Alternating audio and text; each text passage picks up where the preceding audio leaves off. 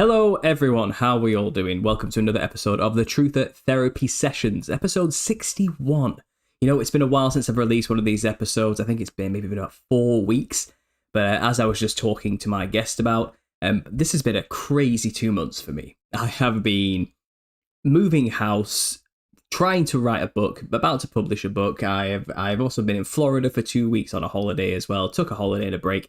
And I've just not had a chance to get this podcast going again. But I miss these episodes. I like doing the Truth Therapy Sessions.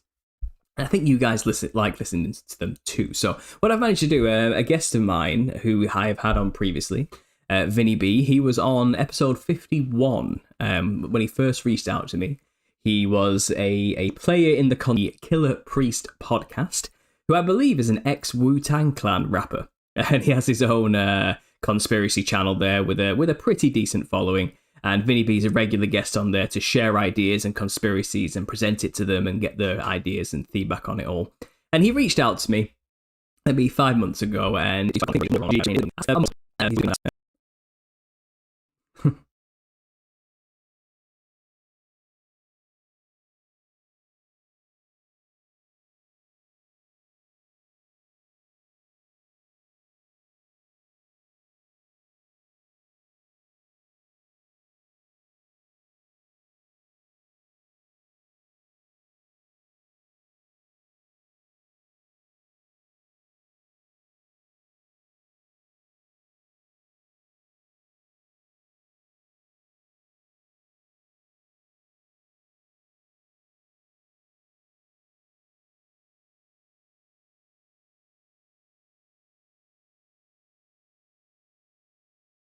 you hear me and no problem on your end. It might be because I clicked go live, and it might just be affecting all the internet and everything, but we should be all right. Audio sounds good anyway. We're not on video yet, so if it's that bad, I'll just put a bunch of pictures up for them to look at while we're talking. Okay. So that's just fine.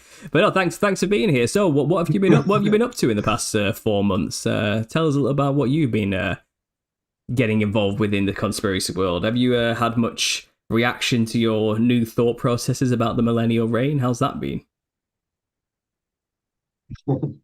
Well, there was the one show that I tried to go on a bigger podcast, the Bro Sanchez one I told you about, but it didn't really go the way, that me and probably a lot of people were hoping.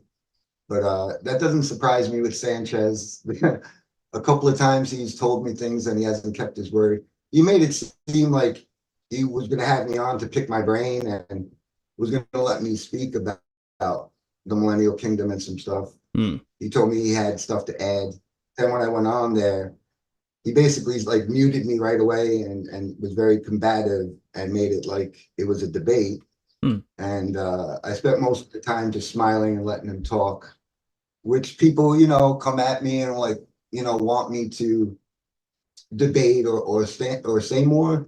And what I'd like to tell those people is, to me, I again think of Jesus. What would Jesus want? To me, if I was to sit there, the people who know me know that I'll debate anybody, but it's got to be the right circumstance. If not, it's just going to turn into a fight, whether it's flat earth or Millennial Kingdom or anything. And when someone comes like that and they right away start muting you and getting hyper and I feel like I'd rather them just say what they want and I'll just let it be. And I kind of dust my feet, walk off to the next guy. Because if I sit there and if I would have did anything, it would have probably turned into an argument and a fight. And to me, that's not, what I want to do. So yeah, that was the first one. I thought we could have a nice conversation about it, but it didn't really happen. I am waiting to get you when there's a time when it's good for you to get on Killer Priest and have a nice conversation with that audience about this stuff. But yeah, most of it has been just with my best friend, Matt, who's probably listening and told me he'd be in the audience to maybe help add anything to the chat if I mess up. But yeah, but me just also thinking about a lot of things. And I have found some new things since the last time we talked that I did want to bring up. So one of them was the canthus plant. So something that I feel like maybe we could add this into the Millennial Kingdom, and again, proving like when that happened, Jesus fulfilled everything, and Christianity takes over. So I love going and looking at these buildings, and one of them recently I went to the Madison, Wisconsin Capitol. It's like the Capitol in Washington D.C.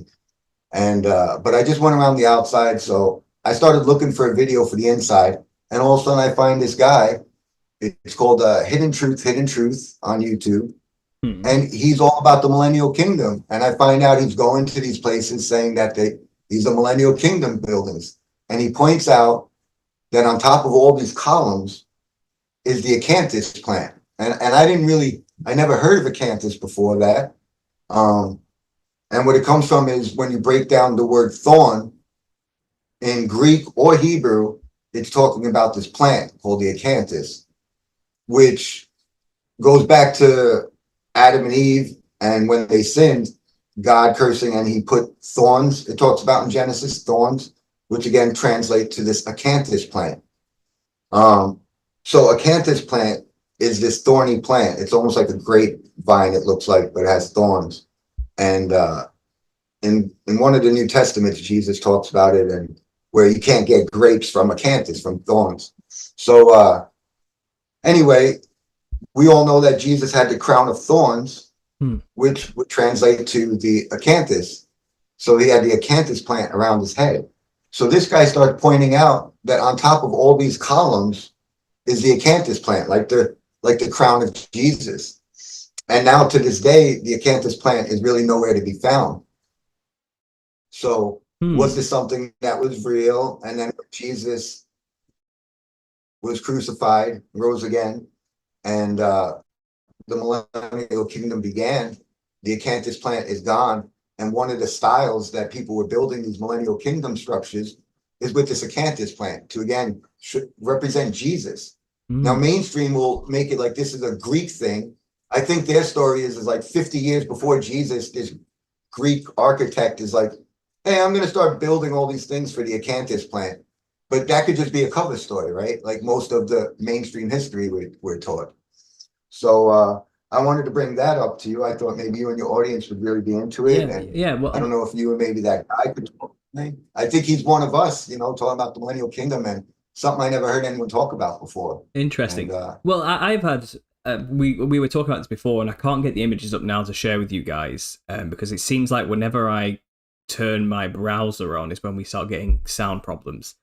Clearly my internet's being stretched tonight for some reason. It shouldn't, because I should have like 100 megabits per second upload speed and everything. Everything should be good, so I don't know what's going on. There's always tech gremlins whenever good conversations abound, it's I find.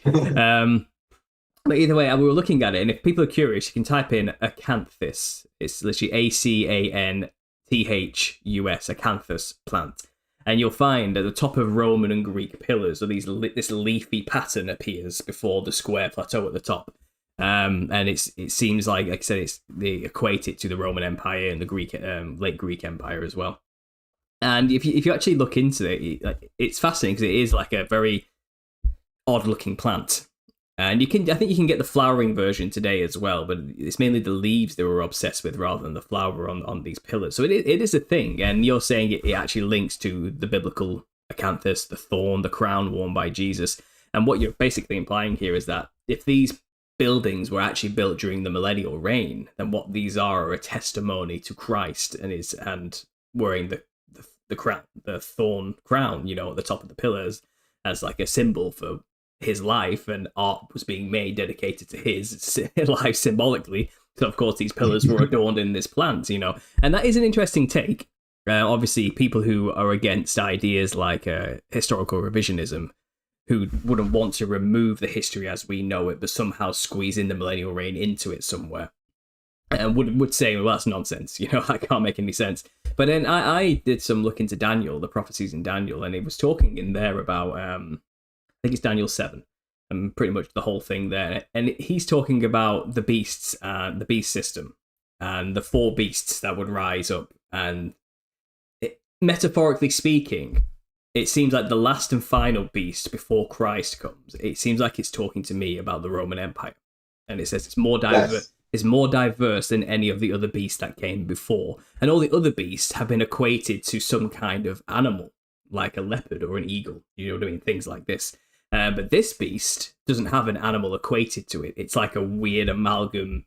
It's just a straight up a beast. And it says it's more diverse. Interesting language. It says it has the claws of iron and the teeth of brass and all these type of things. And it sounds like an industrial kingdom with powerful metal weapons, like guns and bullets, let's say, which are, you know, tips, like brass tips and these type of things.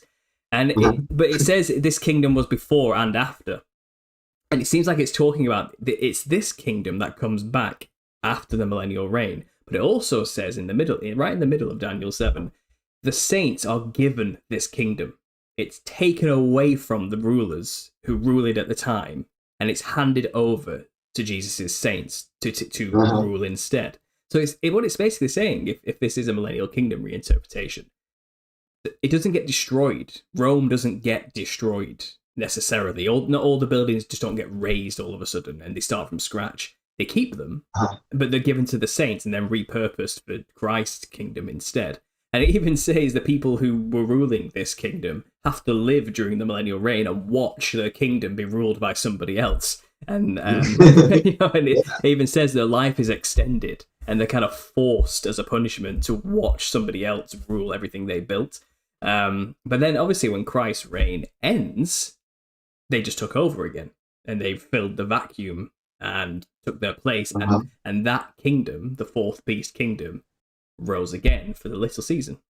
But this time it's being ruled by secret societies, the Freemasons, who are likely these descendants of the old rulers and all these type of things, you know. And it's kind of like we have kind of like a new Rome revival today, don't we? Everyone's obsessed with the Roman Empire. And it's kind of, is it possible why we see all this Roman architecture everywhere? It's because it was a pre-millennial reign thing, but then Gothic architecture started to get introduced, mixed among all of this Roman architecture.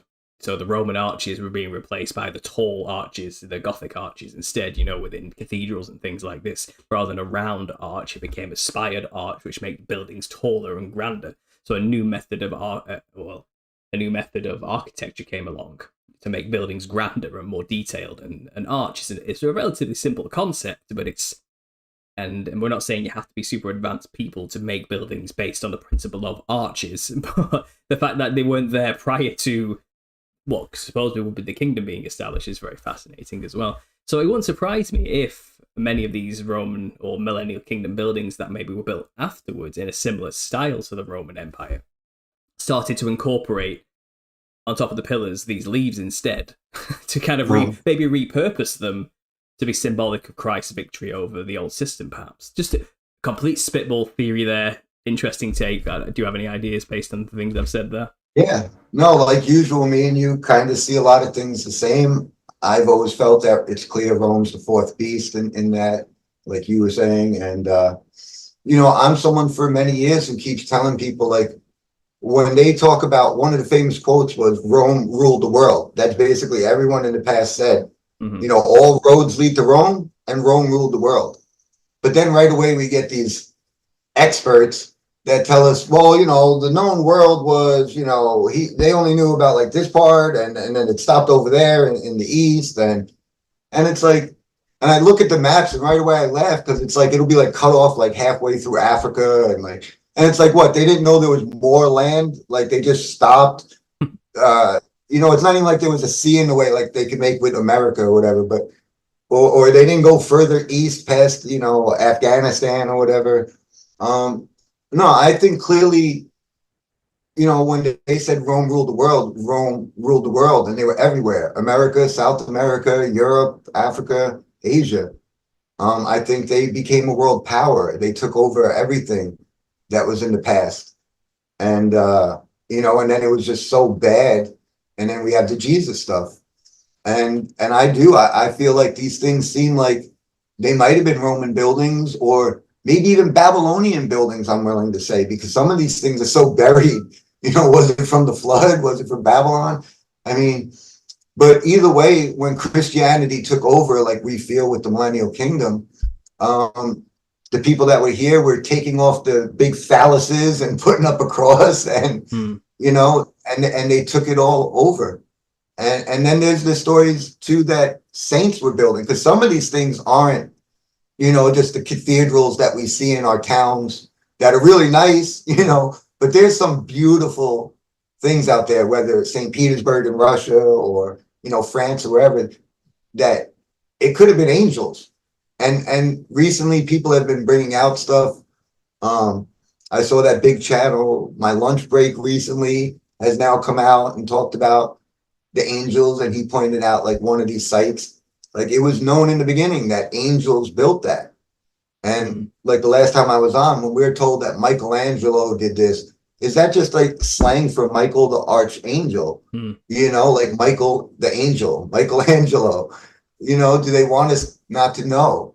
Like you said, when the short season started, and they, the church and everything starts getting corrupted, what's the first thing is they're going to try to hide the timelines. They're going to hide that Christ, like if they're pushing like, hey, there's going to be Armageddon and all this stuff's got to happen down the line in futurism, then you got to hide that the Millennial Kingdom was just here and all these beautiful buildings and stuff. You start saying, oh, that symbol there, that obelisk, that's for Osiris's penis. That's not a Christian symbol.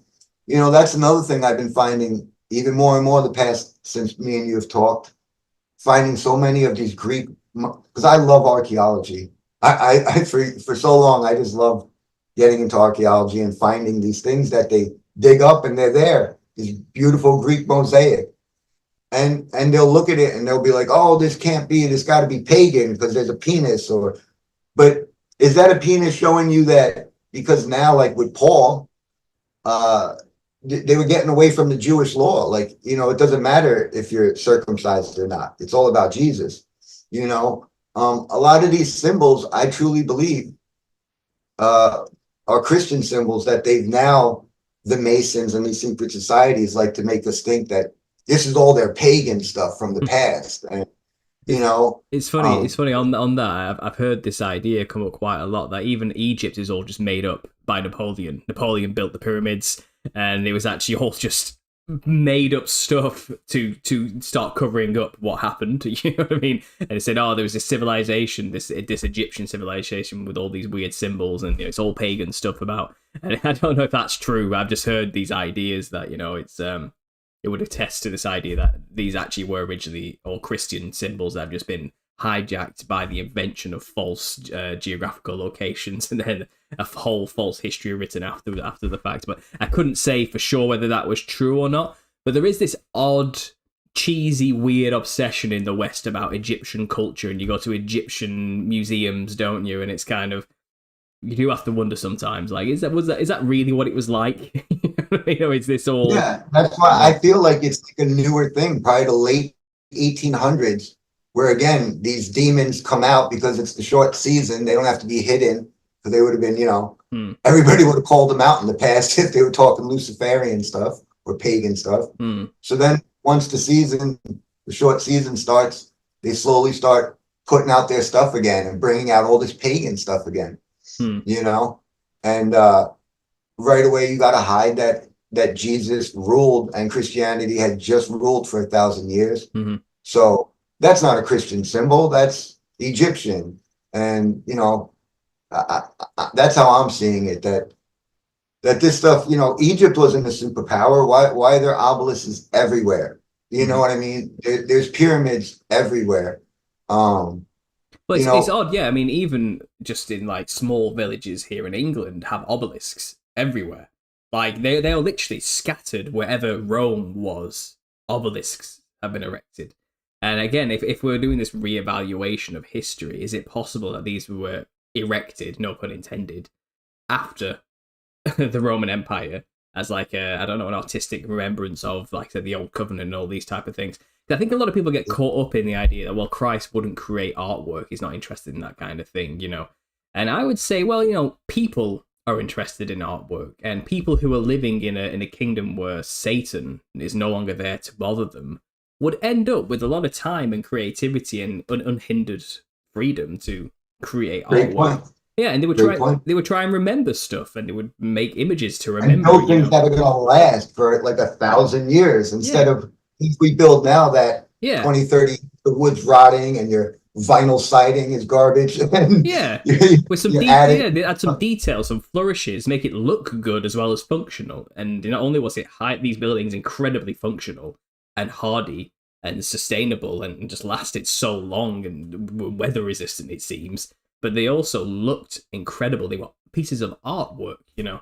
And I think that's Yeah, something and very they got human. sacred geometry, like special acoustics. Mm-hmm. And it's like, again, maybe the Masons and secret society people, some of them know this type of stuff now, but again, I think it could have been supernatural, like angels that, to them it's nothing. But Mm-hmm. because like even some of these buildings, like some of the marble slabs for just a banister is like, who moved that? Mm-hmm. How did you cut that?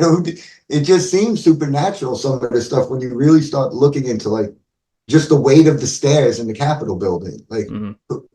it just, maybe it was supernatural angels that Well, were. there's a beautiful place in just north of France, off the coast of France, called Mont St Michael, and it is literally an Yeah, that's one of my favorite. Oh It's man. incredible, isn't it? Just looking at that thing, and it's in the middle of the sea, and you can only get to it when the tide is incredibly low by foot. If not, you're going by boat, any other time. And it's literally just a beautiful church cathedral on top of a hill. How do you do that, first of all? Like, and it's like a mountain, but at the top, the peak is a church, that's built into the mountain, and it's just surrounded with houses, and people live on there. It's like a closed community, and you look at that kind of thing. It's like we wouldn't build anything close to something like that today. We wouldn't bother. It's just so much love and attention was put into that alone, and the effort to get the resources out there it must have taken for these supposedly primitive people at the time. It basically building in the sea. You know what I mean? And what kind of foundation is that? The ocean is kind of we struggle to do that today with oil rigs. You know what I mean? And the amount of technology we need just to build the foundations for oil rigs, and it's kind of that. And then the name is an odd. It seems like a nod and a wink, doesn't it?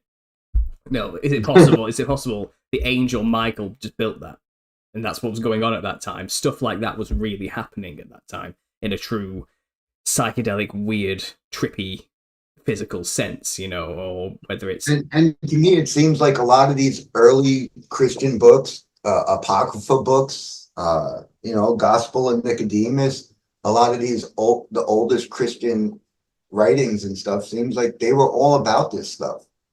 They were all about saints. And the other thing that I'd like to talk to you and your audience about is the harrowing of hell. I thought that this was something maybe to bring up to you and your audience. Sure. Is the harrowing of hell, which in some of my research, it looks like for 600-700 years, this might have been a part of most churches and talked about. I guess the Gospel of Nicodemus talks about this. And I recently found out, shout out my best friend Matt, for Mel Gibson, who made The Passion of the Christ back in the day, most people remember. There's a part 2 coming out, and it's going to be in 2025, next year, and it's about the harrowing of hell. And for people who don't know, the harrowing of hell is when Jesus descends into hell, which we can get into too, because it seems like in the past, there was a lot of descriptions of hell, almost like Dante's, with different levels. People talked about Abraham's bosom, like this first level, like the good part of hell, because nobody was allowed into heaven.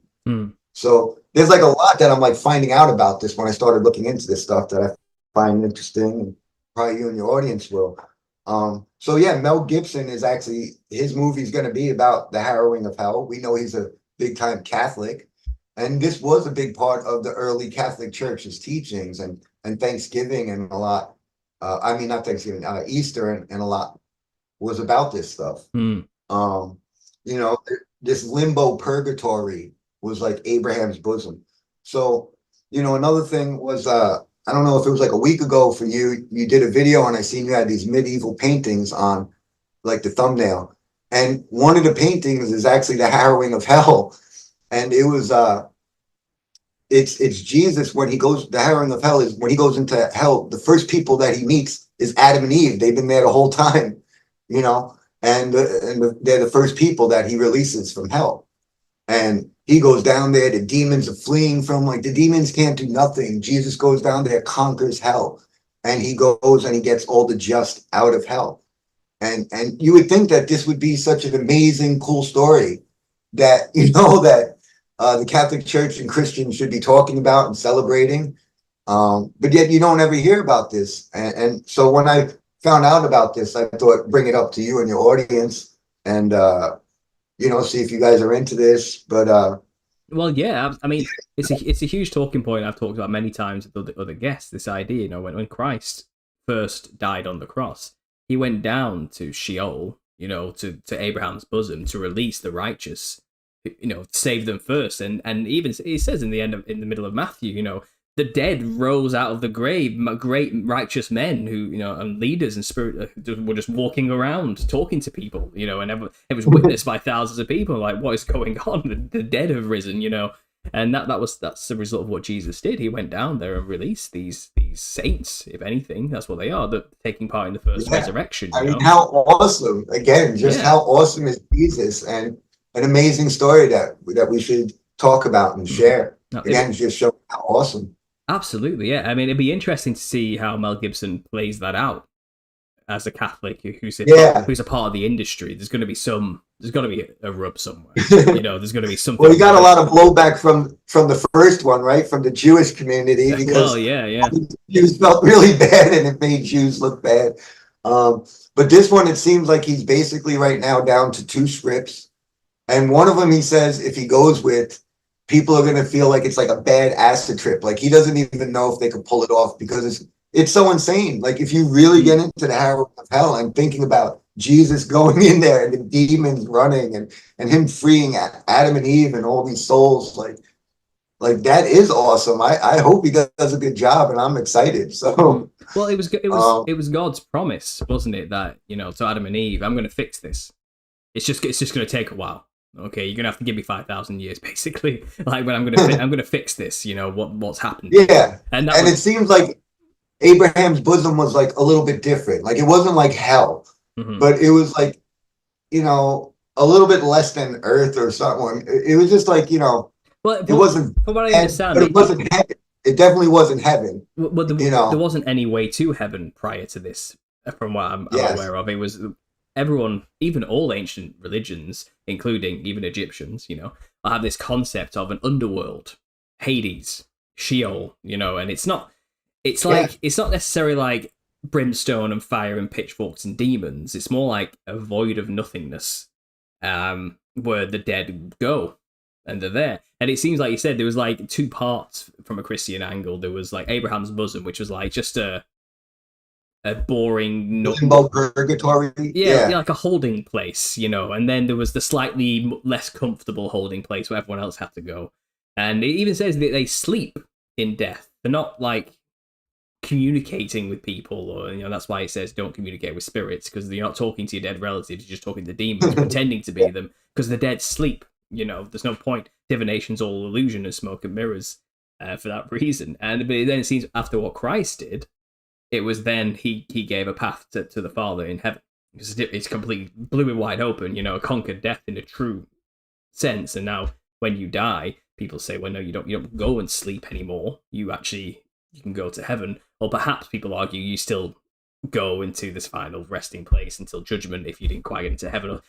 That, again, that's a theological debate for another time. I guess if you're still waiting for Jesus, if you're waiting for Jesus, right, and you don't believe the Millennial Kingdom, then maybe you are thinking, right, that they're still sleeping and we're waiting for Jesus. Well, that's right? What a lot of people argue, exactly, yeah, but it seems like that might not be the case anymore, and it literally is a sense of when you die, you either do go to heaven or hell or judgment or whatever that means. But I think there is like a more of a, when we all die, there's still like a holding thing going on. This is just so saith Paul, thinketh Paul, not so saith the Lord. I don't know exactly what happens when we die perfectly, you know, but it seems like maybe there might still be like a holding thing going on, but it's more like a blink of an eye. Like, you die, and then you're there in front of Great White Throne Judgment. No matter when you die in history, that's how it feels to you, like an instant, you know. And There's no like, oh, I need to wait for another 1,000 years for everyone else to die first before I get to get. I don't think it feels like that. I think it's more of a death, great white throne judgment. Everyone stands there at the end of time. It's done, and then it's the new heaven and new earth is created. The book of life, it's all that stuff. Then the lake of fire situation starts to get involved, you know. But the idea that, you know, when Jesus died, he went to this holding cell. There's something. I had the hijacker on talking about it, and he had some crazy ideas. So he thinks, but I think that they're well within the realms of conspiratorial thinking. So it wasn't that crazy for me, but I know a lot of people out there would think it would be. But he was basically saying, it seems like not only did he go down there to free the saints first and the righteous and let them take part in the first resurrection, as it says in Revelation. You know, blessed are those who take part in the first resurrection, because the second death has no bite to them. They don't have to suffer that situation, and they get to rule with Christ for 1,000 years. Wonderful, you know. But then it says the rest of the dead live not again till the end of the 1,000 years.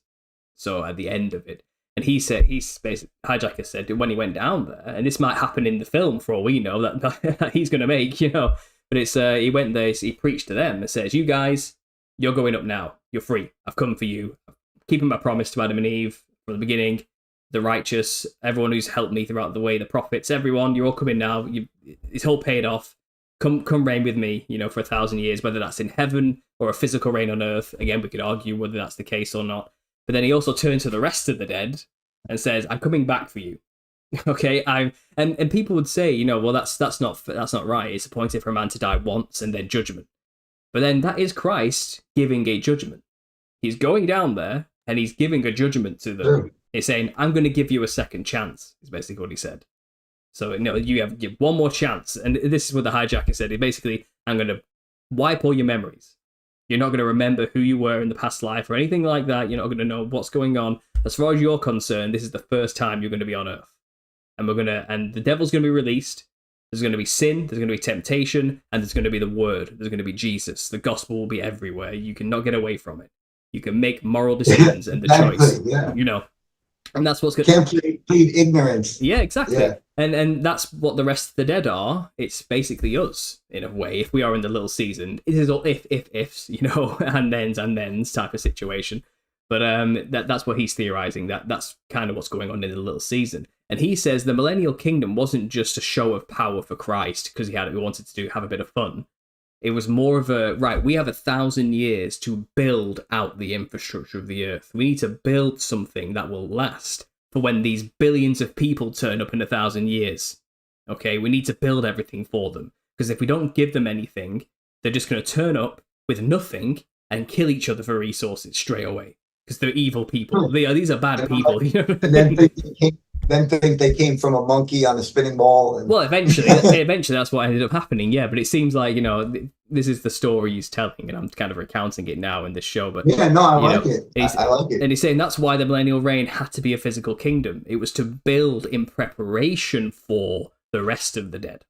The saints got to live there in that time, great, and rule over the people who lived during that time, great, you know, and have a prosperous, peaceful 1,000 years. But the purpose was to prepare for what's coming next. The rest of the dead who live not again till the 1,000 years was ended. Okay, but Satan was also released. And I imagine Satan was suddenly just released onto an earth that's been built out with all these incredible buildings everywhere, with canals all over the place. Christian empire everywhere. You know what I mean? Like, where... And then he gets to it, doesn't he? He's like, well, I'm going to destroy this. But it's kind of, how am I going to do this, you know? So he has to lie about where things came from, and he starts writing new histories. He has his secret societies who were waiting for him to be released, who had to live through the millennial reign. They're there waiting for him. It says, you know, we're here for you now. You know, we've been in hiding for 1,000 years, but you're released. We're here to serve you. And he's like, right, you need to rewrite the history books. You need to control the dead. We need to get anybody who remembers the millennial reign together and put them in orphan and separate the children from them, put them in insane asylums. It's like Satan just went at it to rewrite everything. And yeah, it was like start civil war everywhere. Civil wars. Nation against nation. He started whispering in people's ears saying, you deserve to take over that land. You know what I mean? Now Christ isn't here anymore. Who's going to rule? It should be you. But he was saying that to all of them. You know what I mean? So they all just went at each other and started killing each other. Massive power struggles, huge civil wars, buildings and cities just burning down everywhere. Remove as much history as possible. And it seems like that's pretty much what would happen, right? If Satan was released into a post-kingdom world which was just beautiful and perfect and built out everywhere. Then you start claiming false histories about where these things came from, you know what I mean? And you resurrect a new Roman Empire and all these type. It all fits, doesn't it? It's like you can spin a pretty epic narrative here that seems to fit our situation, and you can square it biblically just by those passages in Revelation. But there are a lot of people, obviously established Christians and institutions, and people who maybe haven't heard these concepts before, who really do not want to hear it. They are not interested in that idea, and they'll say those are just made up fables. You're just making stuff up, you know. And it's kind of, well, you clearly haven't been in the conspiracy realm for very long, because there's a lot of other things outside of the biblical narrative that back this up massively. You know, whether you're a Christian or not, this also seems to be the situation we're in. And the Tartarian people would say, there's resets everywhere. Everything seems to be reset. Like, all history's all a lie. Our chronology's all off. This doesn't make any sense, you know? And they just haven't contextualized it through the Christian narrative yet.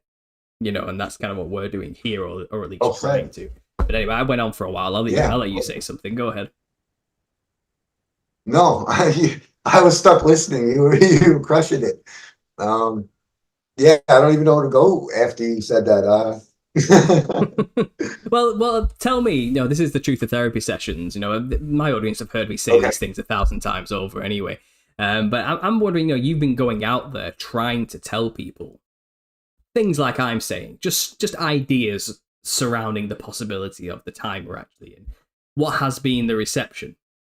How have people actually reacted to you? You know, you mentioned at the start there was somebody who literally just tried to shut you down and debate you outright, and you know, not even hear the matter out. I mean, has that been a common thing? How's Killer Priest handled this idea? Have you told him about it? What's going on?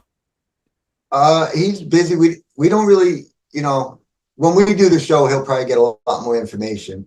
A lot of times when we talk, it's always like, you know, real quick, and then we're off the phone. I don't get to go real deep, but you know, and he's trying to push me into flat Earth stuff again. He keeps asking me to do a big flat Earth thing, but I'm like, you do know I don't believe in like what a lot of them say, and a lot of them don't want to deal with me because of that. And I'm like, you know, maybe I'm trying to figure out a way where we could have a civilized flat Earth show again. But I'm looking forward when you come on to get to him and that audience on it. So I've been waiting. I haven't gone there yet. But, you know, what I find is, and I've always said this to people, like, for doing this for a long time, and, you know, even as a conspiracy theorist before a Christian, you know, you're sitting there trying to explain flat Earth or 9/11 or whatever. You know, majority of people, whether family, friends, or whatever, they conspiracy talk, they shut you down, think you're crazy. So something that I learned once I became a Christian and started listening and following Jesus is like the way we handle ourselves. You know, I feel like a lot of people are filled with anger. I know I was in the beginning, you know, before I was a Christian, and I just knew the truth about being lied to. And we give off this aura, you know, of I know something and you don't, and you need to listen to me. I mean, when we give that energy, we give that, right away, people are going to shut down. I mean, I think about also like when I wasn't Christian, I grew up around some Christians that would say, Vinny, you need Jesus. And I'd be like, yeah, thanks a lot, you know, and just go about my business. You know, it's people have to want it, and then they have to see it for themselves. You know, nobody just believes something because someone else said it, because everybody thinks that they're smart and they know better, you know. So to me, the key is finding that right vibe, like being in this vibe of love, and that Jesus love, forgiveness. Like, you could slap me, I'm going to turn the other cheek. Like, really, it's like hardcore like that to me. Like, you got to really be in that vibe, and then you could maybe find the right words to get people to question it. And that's something I was seeing Jesus do too. Like, whenever the Pharisees and Jews were trying to catch him in something, like breaking some Jewish law or whatever, he wouldn't answer and like let them have the power. He would ask them a question, which went by them answering would just stop the whole conversation. Like, one of my favorite is like the woman who's about to be stoned for cheating on her husband. And Jesus comes up And they're like, what's going on? And it's like, well, this woman, cheated on her husband. This is, Moses' law, the Jewish law. If she cheated, we get to stone her. What's your problem here, Jesus? Are you going to say Moses' law isn't real? Right away trying to get him on something. So what did Jesus do? He didn't say, well, forget Moses' law. I got a new law for you. That would have ended up bad probably right there. Right. So what does he do? He starts writing in the sand all the sins of these people, and he makes the famous quote: he who has not sinned, let him cast the first stone. And what he wrote, and all the people there knew that they were sinners. This is one of like the basic things to me about being a Christian. And when I became born again and what I found in Jesus and the love, it was like, it's all about forgiveness. We're all sinners. Like this whole thing of wanting to know everything or have power or like that's not what it's about.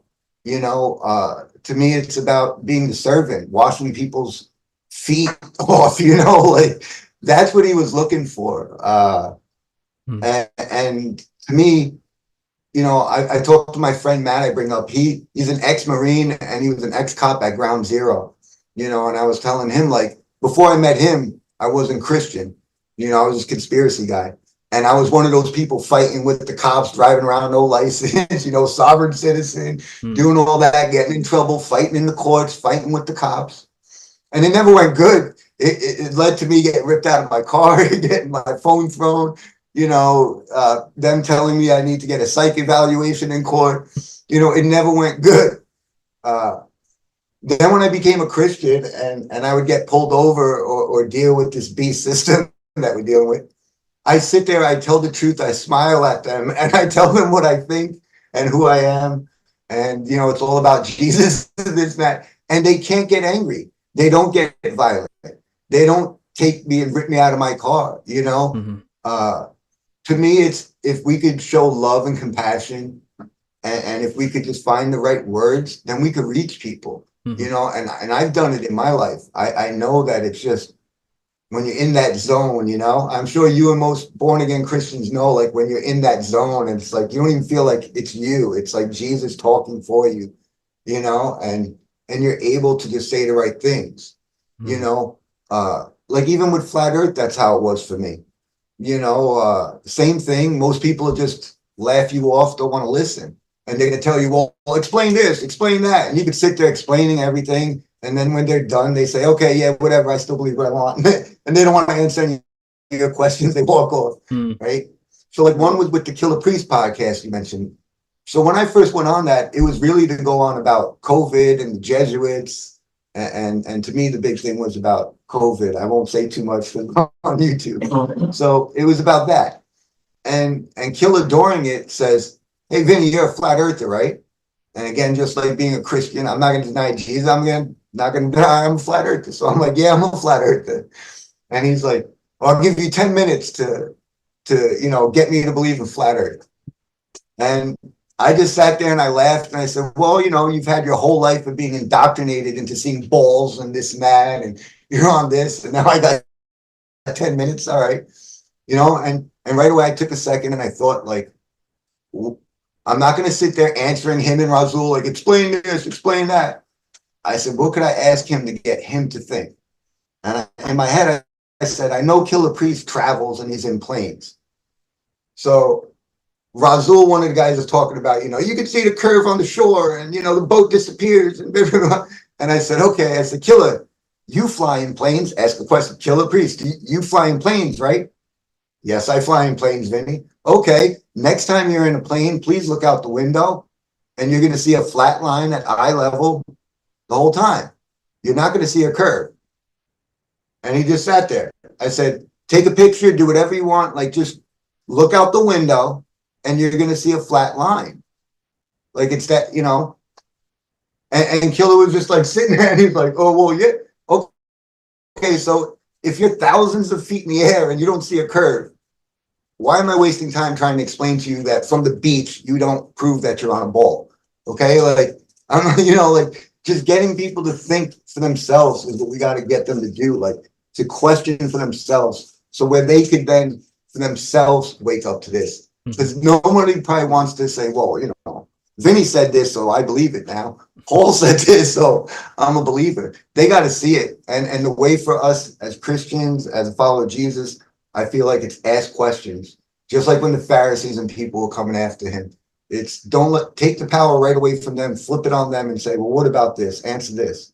Mm-hmm. You know, have you not sinned? You know, you're saying this woman needs to be stoned to death. Okay. Well, who here hasn't sinned? Oh, that's right. We're all sinners.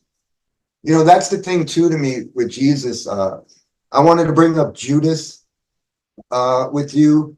I feel like Judas gets a bad rap. I want to, you know, you hear the word Judas, everybody thinks of like, you know, this traitor piece of crap. You know, like if someone like does something wrong, it's like, oh, you Judas, you traitor. Mm. I don't look at Judas like a traitor. I look at Judas as I look at a lot of, unfortunately, Catholic and Christian and Seventh-day Adventist and Protestant and Christians that I meet that are angry and they're very judgmental. And Judas didn't really, like, he didn't hate Jesus. He believed in Jesus. His problem is he wanted Rome to be destroyed. He wanted the enemy crushed. And he thought that he could force Jesus into this. Like, if I could just force the situation, Jesus is not going to let Rome, you know, kill him.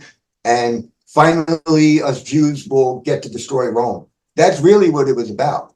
And that's how I see, like, I told you, like, that group, Johnny Cerrucci and these guys I used to talk to, that I would try to mention this and right away, it's, oh, the Jesuits created it, shut me down. So, like, Johnny's one of those guys, too. It's like every day ranting about the Jesuits and Trump. And it's like he's angry. He's like, it's table flipping time. And it's like, you know, to me, that's not the vibe I got when I became born again. I didn't sit there and say, man, all these people that aren't doing what's right, I'm angry. I want to beat them and make them do what I want. It was me realizing that we're all like little children who don't know better, you know, and that every single one of us has sinned and are going to continue probably to sin and have problems and be flawed. And that's why we have to always repent and just keep asking for Jesus to help us. So this whole thing of judging others and being angry, you know, that's why I joked with someone, I'm going to call Johnny Cerrucci Judas Cerrucci now, because that's how I see it, is you're trying to force, like, you want to go to war with the enemy. And that wasn't Jesus's purpose. To me, it's clear. He says over and over. That was like a big problem for a lot of the disciples, is like, and the Jews themselves, like, they thought like this Messiah was coming and that they were finally going to destroy Rome. And Jesus had to over and over explain, like, that's not, like, God showed that already in the past, the flood and Babylon, and he could turn it to salt. He could do all that. But here it is we're still, years later, you turn into this, and you ain't doing what's right, and everything's out of control. So clearly that didn't work. And, you know, to get into, to bring up Paul, this was another thing I've been waiting to do with you, Paul, because the last time we were on, I said, you remind me of Paul and me and you as Paul. And I get a lot of crap from people about Paul. There's people who believe that Paul is fake. We could get into some of that. But to me, Paul was like, it wasn't about the Jewish stuff. Like, it was like, it doesn't matter if you're circumcised. It doesn't matter if you eat pork. This is a new thing. The Jewish stuff is done. Why? Because it didn't work. Literally, they rejected the Messiah. So to sit here and, like, you know, I guess I could pick on another person, have a little fun, like someone like a Noel Hadley. You know, Noel Hadley, like, I feel like he's a lot about the Jewish stuff, you know, and you know, Jewish names and the Torah and stuff. Like, to me, that's more like the Essenes, the early James's crew, maybe like the Essenes, the Ebionites more. But to me, I'm more like Paul, where Paul's like, what does that matter? Like, why are we talking about the Torah and this stuff when Jesus just came and gave us the laws and how to, you know? So, you know, not to pick on Noel Hadley, you know, or anyone like that, or Johnny Cerrucci. It's again to get into where I feel like we're all different, just like all the disciples were different. And, you know, James was like put in charge of like the Jerusalem church in the beginning. And, that would be like, Noel Hadley, because he's like really good at the Jewish law and knows it, and he's been following it. And let's say Jesus would be like, no, you're going to go there. But then he would look at someone like me and you and maybe be like to Paul, like, you're going to go and speak to the Gentiles, which to me I call for us now is New Agers or atheists or New Agers or whatever. Like, I'm here to speak to Killer Priest in that audience. I'm here to speak to people that want nothing to do with Jesus. Those are the people I feel like I want to, that we could resonate with more. Like, I feel like your audience appreciates you more because it's not so much Jewish and it's more, it's a different style, To me, I like Paul, and I'm going to defend Paul, the apostle. And we can get into that if your audience really wants to get into. If there's people that really don't like Paul and want to get into that, it's thanks to Paul the gospel was preached to every nation. And you can't just remove. He made it the biggest. Yeah, And we talked about the Roman Empire being taken over. That would have been because of Paul and Peter, but really mostly because of Paul. Paul got killed. It seemed like he was probably during like the fires with Nero. It seems like he was there and got caught up in it. And my research seems like maybe in like 64 or something like that, it sounds like he got beheaded, but nobody's really sure. But to me, it seems like Paul went and got beheaded. Peter was crucified upside down. James was killed. He died for his faith, just like the rest of them. It wasn't. He was serious about it. So this whole thing where. Yeah, so Rome's like, people want to make like Paul's this Roman spy. I've been getting it for a while for people because I always talk good about Paul. And, so I thought maybe, this would be a good platform with you, who I say it reminds me of Paul, a disciple. Yeah, well, it's not really a topic I really want to humor on my channel. I get a lot of emails from people always telling me. About Paul? Oh, yeah, all the time. All the time telling me you really need to look into this. Paul was the false prophet. Jesus, Paul's gospel and Jesus' gospel are two different gospels, and it's all these type of things. And it's kind of like, no, it's the same gospel, just told with a different style, like you're trying to say there. That's aimed at different peoples. And I always say all the time on my channel, it's kind of, you have to meet people where they're at with the truth. You have to talk to them in a language they're going to understand. And that's what Paul did. He was preaching to the Gentiles, who were pagan nations, who had a different view of everything, And it's kind of, the Jewish law stuff is alien to these cultures. It's not going to make any sense to them. Okay. But and they're not going to want to hear about, you got to circumcise your stuff. There was like 613 laws from what I've seen that Paul got rid of. So, Well, think of it this way. It's not that you get rid of them necessarily. It's that they're not the thing that saves you. Okay. Now, by all means, if you want to follow the old law, you can. There's nothing, you can still do it. There's nothing wrong with it because it's righteousness. You're trying your best to walk as Jesus did. And Jesus didn't break a single law.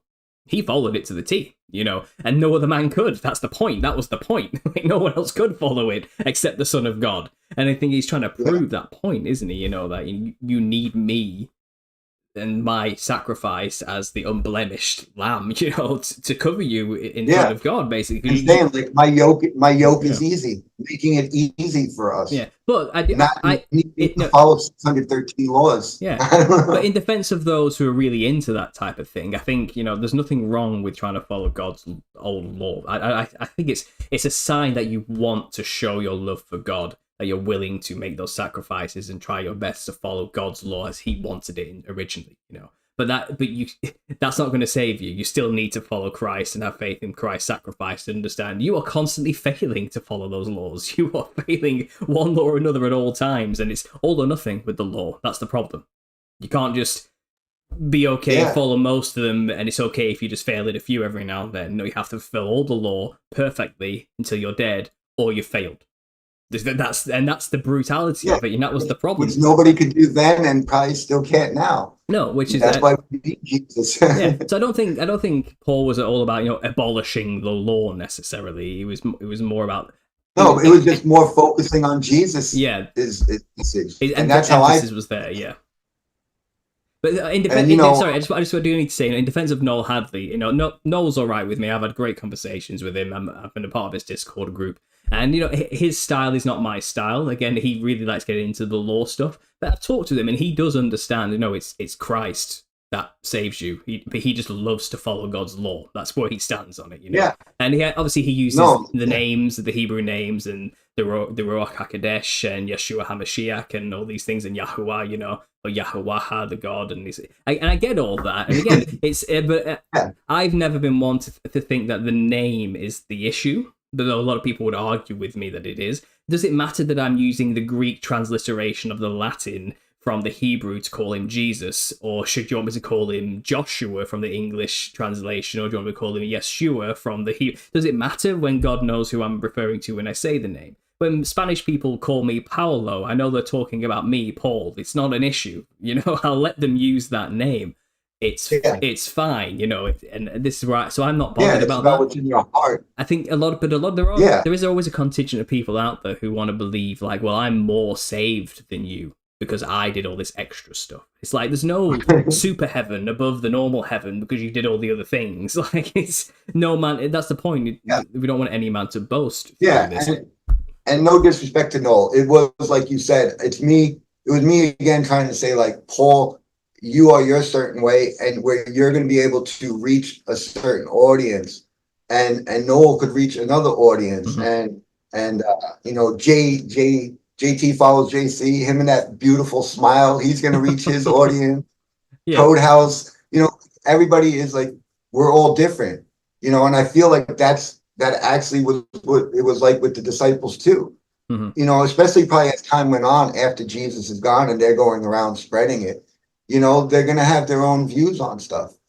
And that's why, to me, I just look at it as like, I was kind of made to go like Paul was to go to speak to Gentiles. I feel like I was made to talk to atheists and New Agers, people that, want nothing to do with Jesus. In many ways, people like Noel Hadley, they are going to appeal to the those who really, really study the word, even the Jews out there. He's going to appeal to those, and and that's what I feel like James the Just was, Jesus' brother in the beginning, and probably why Jesus said, "Okay, you're going to be in charge of this in Jerusalem," and he was all about talking about Torah and this and that, but also Christianity, just like Noel Hadley, but to me, I'm different and you're different. And that's what I was trying to say. And to me, I just feel like me and you are a lot alike. And I feel like we're going to reach that maybe we're good for reaching the people that aren't Christians, that aren't, that where Noel could probably do better because, he's all about it and knows a lot more about the old Jewish stuff. And he knows loads of stuff about apocryphal texts and all that. And he has great information, which is why I like listening to him. But it doesn't. We can differ on our language and how we present these things. But I followed Noel for years, and I'm always fascinated with the histories he presents to me that I otherwise just wouldn't have heard of or found. So again, everyone's got the role to play in the body of Christ, and we all got our pieces of the puzzle. Exactly, and I'm okay with that. The one thing that I do see a lot of is this hyper religiosity, and it's kind of like a modern day Pharisee situation we have going on. And it's like you get it predominantly like the Hebrew roots movement is one example, but there are other many sects and examples that are like this. But it's kind of like, we're the real God's chosen people, we're the true Israelites. And I've seen multiple people from all over the earth, multiple races claim that claim. It's like you said at the start. Why do you want to claim to be the true descendants of the people who crucified the Savior and rejected him? Why do you want to claim that exactly? That's not it's not a brag.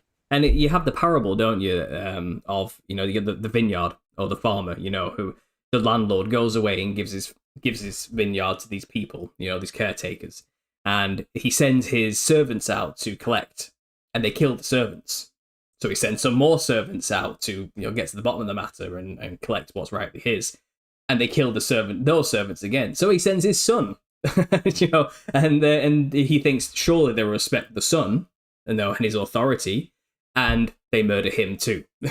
So then God destroys them and gives it to somebody else, a different peoples, who will treat it right. Now, is that not just a story of Israel losing their inheritance through rejection and the murder of God's son, and then God turning to the Gentiles and handed the kingdom over to them instead?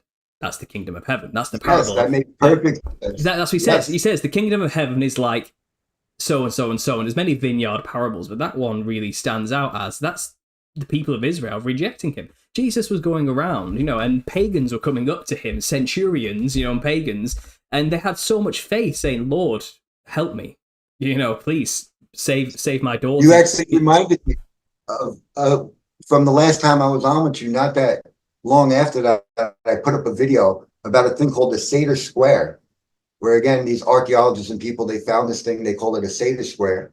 Mainstream wants to make it like this was like some Roman game that they were just carving on these walls, and the Roman doesn't really have that much of a meaning.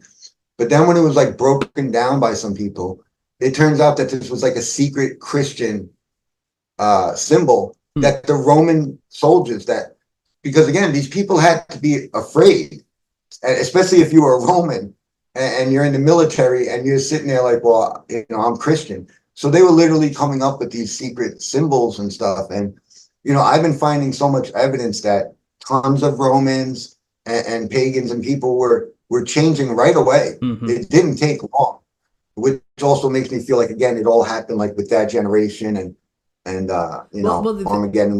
The thing is, like, for example, the centurion went to him, and I think he said, can you raise this person from the dead for me? I know you can do it.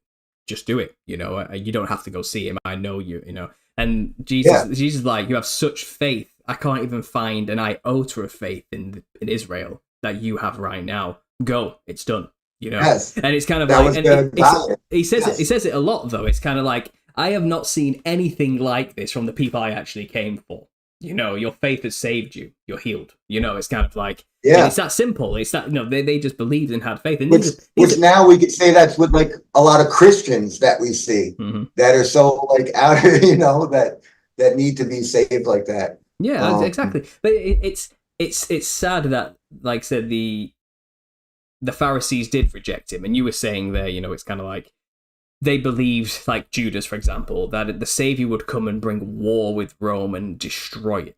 And Rome was destroyed in a manner afterwards, but while Christ was there, that's not what his agenda was. He had to conquer death first and get the keys and sort all that out first and fulfill his promise to Adam and Eve, in Abraham's bosom. But it's kind of what happened, when he ended up going up and was there in front of Pilate, and Pilate's like, so what's this guy's crime? Exactly, I can't figure it out. It's like, just crucify him, just do it. And it's kind of, okay, well, it's tradition, I'll free a prisoner. Do you want Jesus Barabbas or Jesus the Messiah, so-called? Like, who do you want to free? And Jesus Barabbas, the other Jesus, the Jesus they wanted, was a rebel against the empire who was obviously arrested for fighting against Rome. He was the kind of savior they wanted, and that's who they let go, wasn't it? They said, yeah, free Barabbas, kill him. That's what happened in the end, isn't it? And again, that was just a metaphor, a symbol for what they expected was a warrior.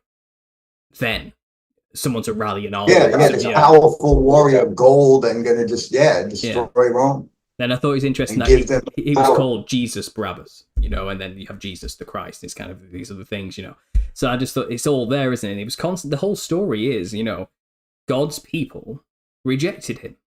They rejected the Savior when he was there. So the keys were handed over to those who were willing, those who were open, everybody else.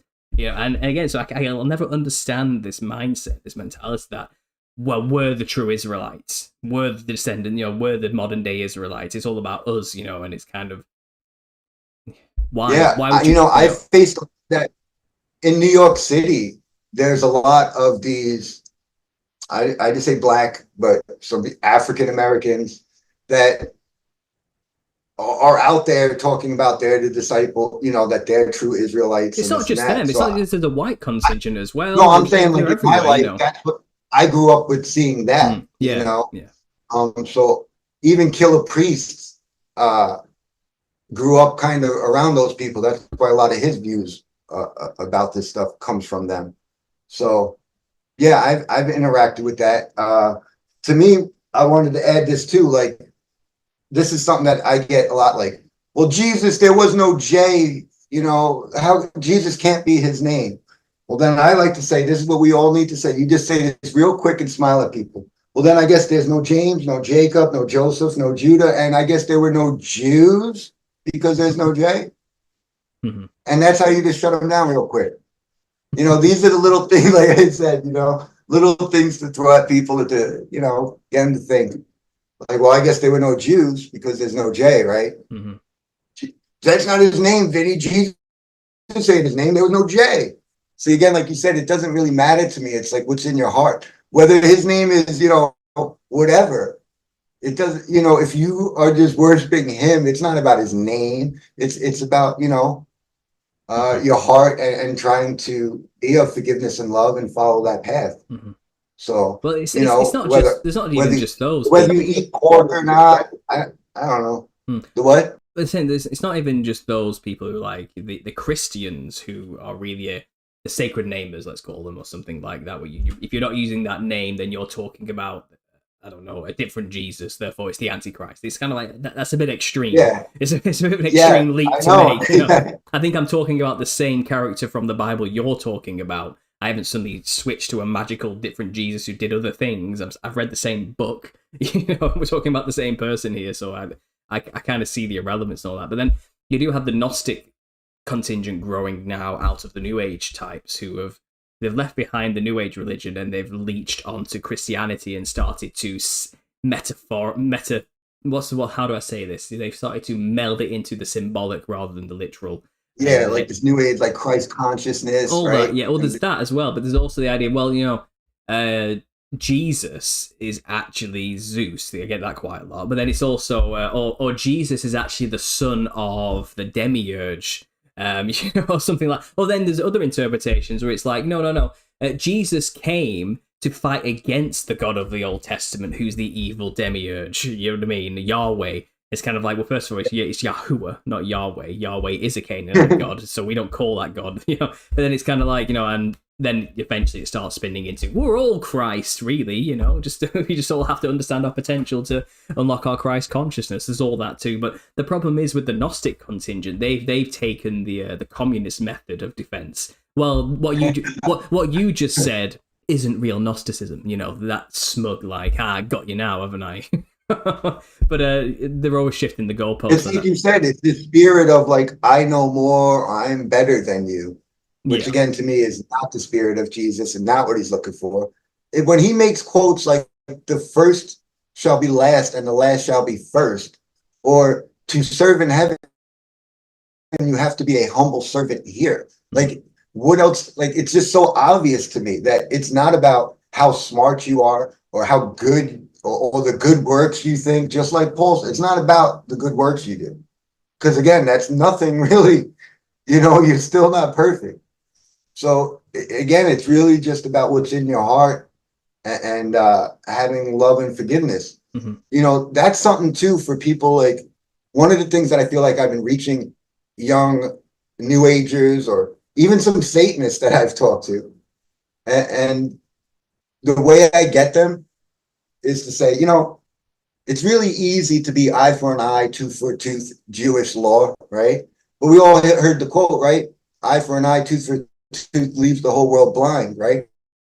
Because we're all going to sin, we're all going to mess up, right? And it's really easy. Here it is, an Italian from the Bronx, right? Vendettas, and a tough guy. Hey, you did this, now I'm going to get my revenge. I'm not going to let this one get over on me. That's like stuff we did even as children. Like, you stole my toy, like, to me, that's like basic primitive, like, reactions. Mm-hmm. Wanting revenge, that's just pride. There's nothing special about that. What's special is like what Jesus saying, turn the other cheek. Or someone captures you and says, walk 1 mile. Mm-hmm. Well, don't just walk 1 mile, walk 2 miles. And then I found out where that actually came from. And I'd like to talk about that too. So it was the Romans had this law where they could stop people and they could say, well, the law says that you got to carry my stuff for 1 mile. And they'd sit there and put their helmets on you and make you carry, their military gear or whatever, their stuff. And they're sitting there and they're making fun of Jesus and the disciples. And now Judas, you could imagine what Judas, Cerruti, and these people were like. They're like, oh, come on, like, this is bull. Jesus, why are you doing this? Because Jesus allowed it, right? So then after they walk like a mile, the Romans like, all right, it's been a mile. We'll take the stuff back. Jesus is like, nah, we're going to go another mile. And that's when some of the disciples were like, oh, that when he said, if they do this, turn the other cheek, or that Sermon on the Mount or something, like where it's, if they say go 1 mile, you go 2. So now what do you think happened while here it is, the Romans are sitting there abusing these people, looking down, right? Probably like how like a lot of these conscious, smart people look at us Christians, all these idiots with their primitive stuff, making fun of them. After 1 mile, they turn around with class and dignity, not fighting back, not calling them out names, tell them how evil they are. They said, we're going to carry it even more for you. The Romans were just like, it hit them like, whoa, like who are these people? Mm-hmm. That is strength. That's special, to turn the other cheek, to have forgiveness instead of revenge, eye for an eye. Okay, to me, that was something when I became born again, like hit me. And it's always been there. And that's why I am the way I am. I don't focus on this person did wrong, that person did wrong. It's like, that love and realizing that that is a true man. That is gangster or a tough guy, whatever people want to call it. Someone punches you and you say, here's the other cheek, punch this. Oh, you just stole from me? Hold on. I actually got some more money in another drawer you didn't get. Let me go get that for you too. If you act like that and you have this class and dignity and you have love, I feel like that is the way where they will see, and then they will start thinking like, whoa, why are they acting like this? They got something different. There's something different about these people. And, that's something I wanted to bring up for, again, the different types of Christians that we have out there, and people's views. My view is that's how you do it. That's how Jesus did it. Just like that, walk the extra mile. Those Romans weren't laughing and making fun of him after that. Mm-hmm. There was probably some of those Romans started converting right there, saying, wait, I'm interested in who this guy is. Mm-hmm. You know what I mean? So if we could act like that, when someone makes fun of me, oh, you're a flat earther, laugh at me and make fun of me.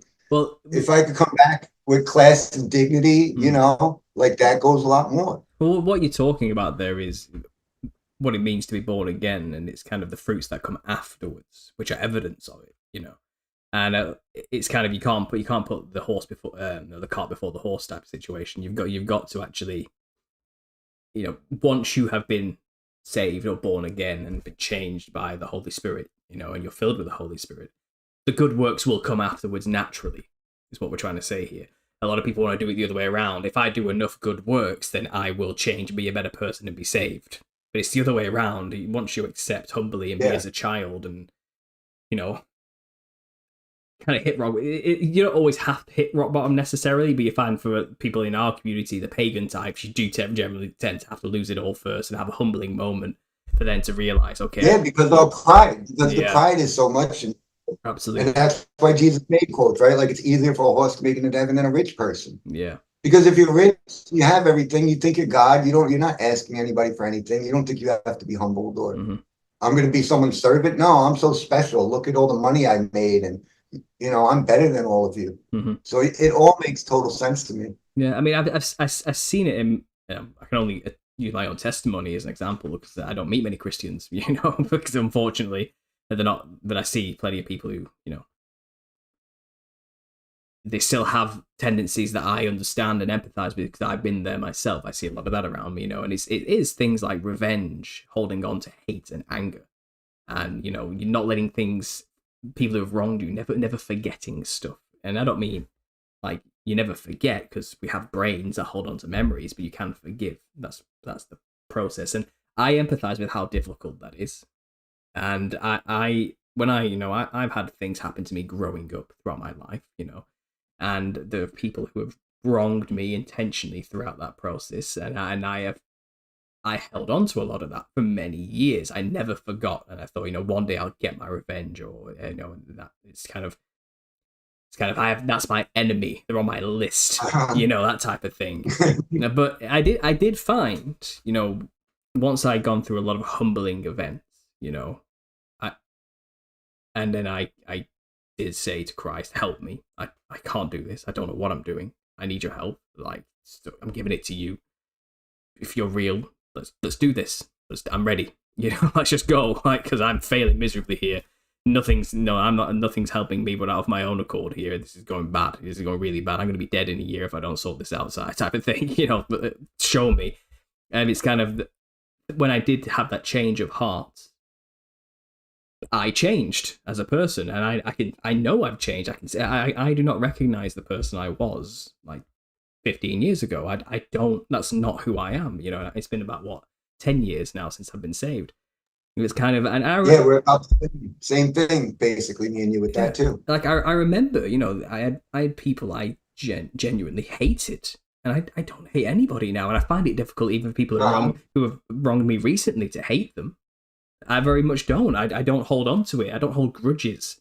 I'm very much a forgive and move on. Let's forget that and carry on type of thing. You're just a person who made a mistake. Yes. Okay, I get that. And it's going to do me no favors holding on to it, and it's certainly going to do you any favors. You're not going to care whether I hate you or not. You're not even going to think about it. Why should I waste my time on it? It's kind of, I'm not going to cast my pearls before swine. There's all that type of, all these thoughts and teachings did help. But it's like it was written on my heart. I didn't need the book and the words written in the New Testament to tell me not to hate anymore and to forgive. The Holy Spirit did it. I no longer acted like that. And prior to this, I was a very hedonistic, prideful, vain, spiteful individual who would denigrate and put people down, and I would laud myself. I had all the horrible negative traits. I had them all, and I don't feel like I'm that person anymore. I don't, and I had this revelation years ago. It's like, okay, Paul, so if everyone in the room's calling you a dickhead, you're probably a dickhead. You need to sort it out. I had that moment of clarity. It's like, maybe all these problems I've had are because of me, not everyone else. Maybe I have been reflecting out into the world bad things, and as a result, bad things have been coming back. A bad tree produces bad fruit. And I was finally understanding, it's kind of like, I can blame the world and everybody else as much as I want to, but fundamentally I need to look to myself and understand the sin starts here. The change has to happen here. And again, I don't feel like I didn't save myself. The change kind of happened to me once I gave myself to Christ. And that's hard for people to accept as well, because it's like, no, I want to do the work. I want to read the books, and I want to do the self-help. I want to do the therapy. I want to do all that. So it's kind of like, you don't need to. Like you can quite literally be changed from the inside and born again through this miracle. It's a literal miracle. That's how it was for me. I feel the same with you. Like, and it's someone not to be proud of for that. Yeah, it's supernatural. It's truly supernatural. Yeah. So go ahead. Yeah. Oh, you go. And not that we don't make mistakes, or sometimes, we're clearly going to make mistakes again, but there was definitely a change like that. I was different. And then I remember even going to my family, maybe a year later after I became born again, and my father immediately being like, wait, you believe in the Bible? I'm like, yes. He's like, wait, so you believe in Jesus? Yes. And everybody was kind of shocked, and crazy issues going right back into crazy situations that I dealt with in the past, and I was totally different. And it was like the anger wasn't gone, and it was almost like now I had pity, and it wasn't like this ego and pride.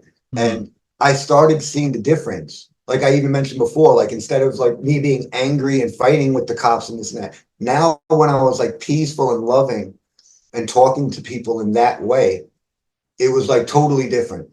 I remember things where someone would owe me money, right? And, to be honest, at first I wasn't very Christian. I was upset. I wanted my money back. I was kind of looking for the guy. And I was like, I might have even made a threat that I might have done something to him if he didn't pay me. And I was getting all mad. And then all of a sudden I started thinking about Jesus. And I said, no, you know, let me forgive this guy. So I literally, this is the guy, now he's been dodging me because he knows I want to like beat him up, right? So he's dodging me. I can't get in touch with this guy. So then all of a sudden I text him, I forgive you in the name of Jesus. You clearly need the money more than I do. And left it at that. All of a sudden now he calls me back, Vinny, I'm so sorry. You're such a good guy. Come see me. I'm going to give you the money. I think about you. So here's a crazy story. I don't know if you and guys know this. There was this guy named Carl Lentz.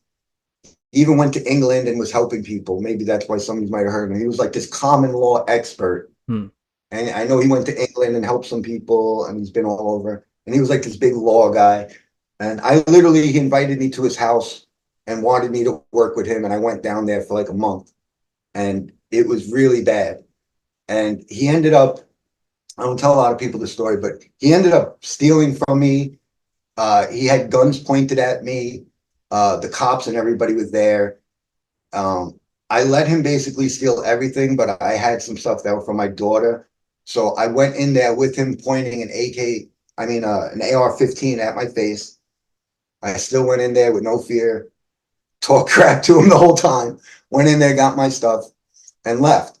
So now, after this, he's telling people that I'm like a transvestite woman. He's like bad mouthing me on the internet, saying all this crazy stuff about me.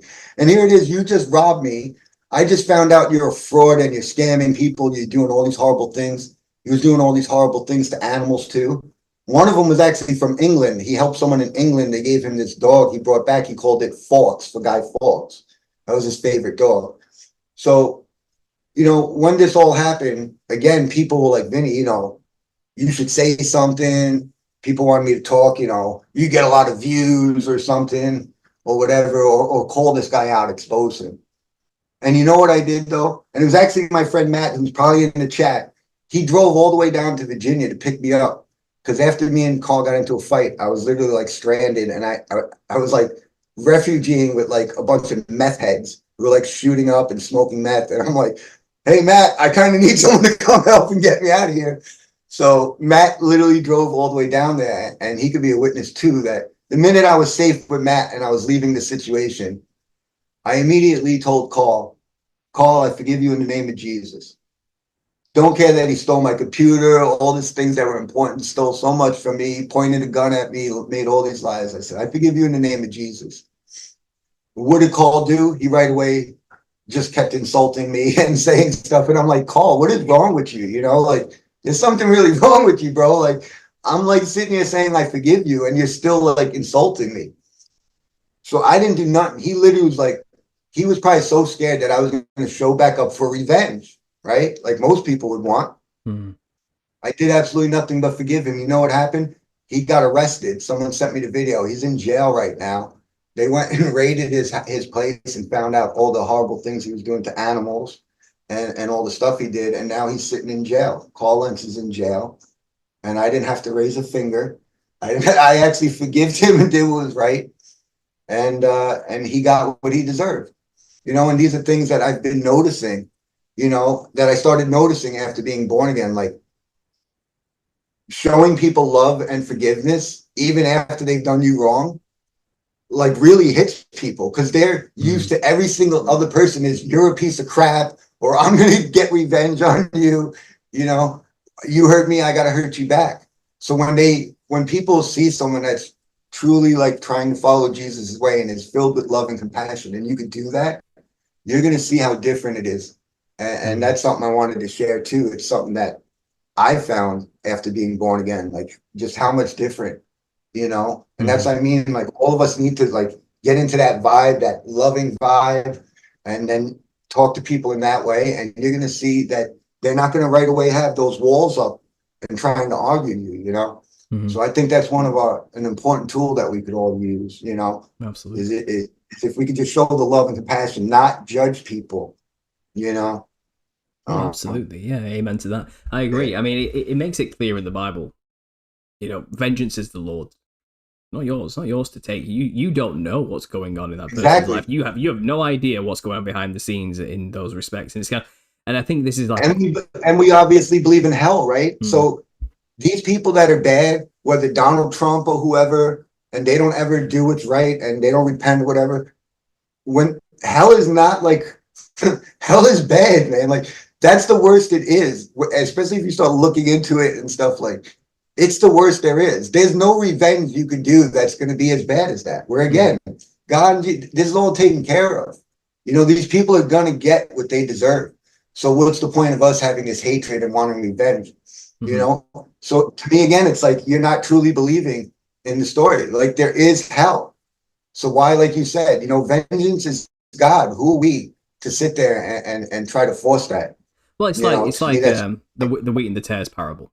You know, the kingdom of heaven is like someone plants a seed, and then the enemy comes in, the devil, and he plants his own seed within the crop. You know, and the next thing you know, everyone's like, Master, look, there's these horrible things these tares growing up with our weeds. Shall we pull them out? And he's like, no. Don't pull them out now, because you'll disturb the crop, the good seed. You know, you'll damage them. You have to let them grow together till the end, and then once they've fully grown, I'll send out my servants, who will then cut the tares, bundle them together, and burn them. Okay, we'll get rid of them at the end, at the harvest, but he'll send his servants to do it. You know, and it's not for us, the people who are tending to the garden, to the crop, now to do anything about it. And I think this is something we really need to be careful of, especially in the conspiracy Christian world, because there are a lot of like reptilians are among us people. They're not really, they're not really human. They're NPCs. They're just programs in the holographic machine. They're not actually real people. They're not humans. They're something else. They're inhuman entities. And I would say, okay, that line of thinking is the same as those people tending to that crop saying, let's cut them out now, let's kill them, let's get rid of them. And it's kind of, you don't know. They look identical. They look identical to humans, the wheat and the tares. They look the same. They look very similar, and you can't really tell till the end what is and isn't actually good fruit, with actual a decent harvest type of thing, or a person, let's say, if you want to apply it to that method. If you really want to believe there are inhuman entities among us, it's not for us to pick up our guns and go out there and start, lizard hunting and finding out they're definitely not. Well, they're definitely not a real person. I just have a hunch. I've seen their eyes go a bit funny on a video once, so they must be a lizard person. So let's go kill them. You know what I mean? I'm not joking, because that kind of mentality can be fostered through those types. No, I dealt with it, like especially when I was with the guy Dr. Horowitz. There was people saying, "I've seen his eyes change in an elevator, and he's a reptile." So I know exactly what you're talking about. Yeah, but the thing is, you don't know whether a person is genuine or not. You don't, and you can even apply this not to inhuman or human.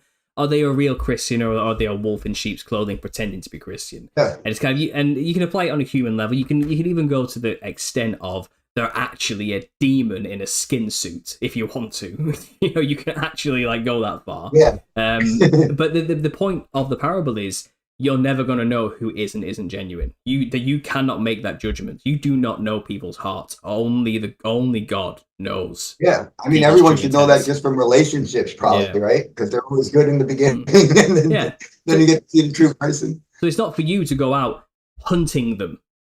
Okay, leave it till the end, and when God does the harvest at the end, He'll separate the wheat from the tares Himself. He'll do all the work.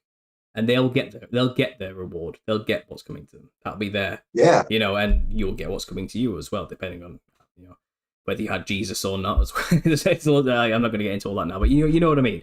But again, I do feel like there is a heresy hunting, anti-human hunting contingent out there, and I'm even wondering if these people are even genuine who say this type of stuff, or if they're purposefully just there to rile everybody up and get people saying stupid shit online, and making us look crazy. Make us look bad. Yeah, because I have to think a real person who's actually, sat down and thought about things doesn't say stuff like that.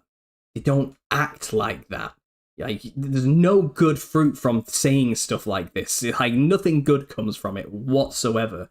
Are they genuine themselves? Or are they just saying stuff because they know it's going to rile people up and also make us look stupid at the same time. I don't know anymore. Yeah, Again, that's kind of I what I can't always say. spoke about Alex Jones.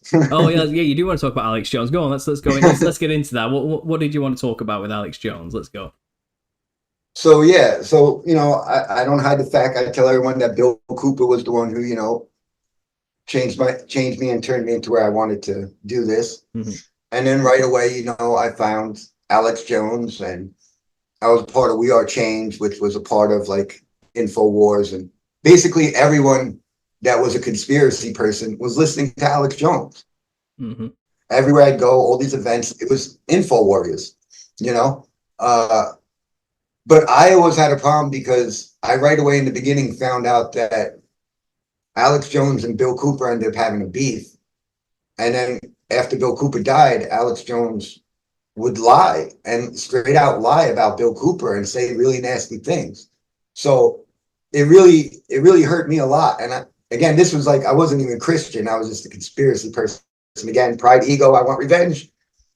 So I made a point of trying to go after Alex Jones. And then I think I told you personally, but not your audience, about I did a big thing like where I exposed a CIA agent live on a show, and that's what got me in a lot of trouble. And the guy that I exposed was Anthony Hilder, who was actually best friends with Alex Jones. So here it is. I ended up finding out that Anthony Hilder is literally a COINTELPRO agent, and Alex Jones is his best friend. So then I started finding out a lot of stuff about this. So it became even more personal. And I was really trying to expose Alex for a while. But he basically dodged me. He never came back to New York or the end of the protest. Anthony Hilder ended up dying or being killed, whatever, a couple years later. And then I told you, like, I disappeared for a couple of years. So I kind of like let it go. But then like recently I found that HBO did the documentary on Alex Jones, about like Alex Jones versus the truth about Sandy Hook. And I remember that day. I literally was actually working in Connecticut that day. I was about 10 minutes from Sandy Hook when it happened.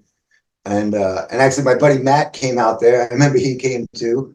But Alex Jones right away that day had everybody thinking nobody died. It's actors, crisis actors, this and that. And for people who don't know, Alex Jones got taken to court and lost and has to pay like, $1 billion or whatever it is. And now he's, trying to fight through bankruptcy and not pay any of these people. If you watch the documentary, you will clearly see that people did lose their children that day.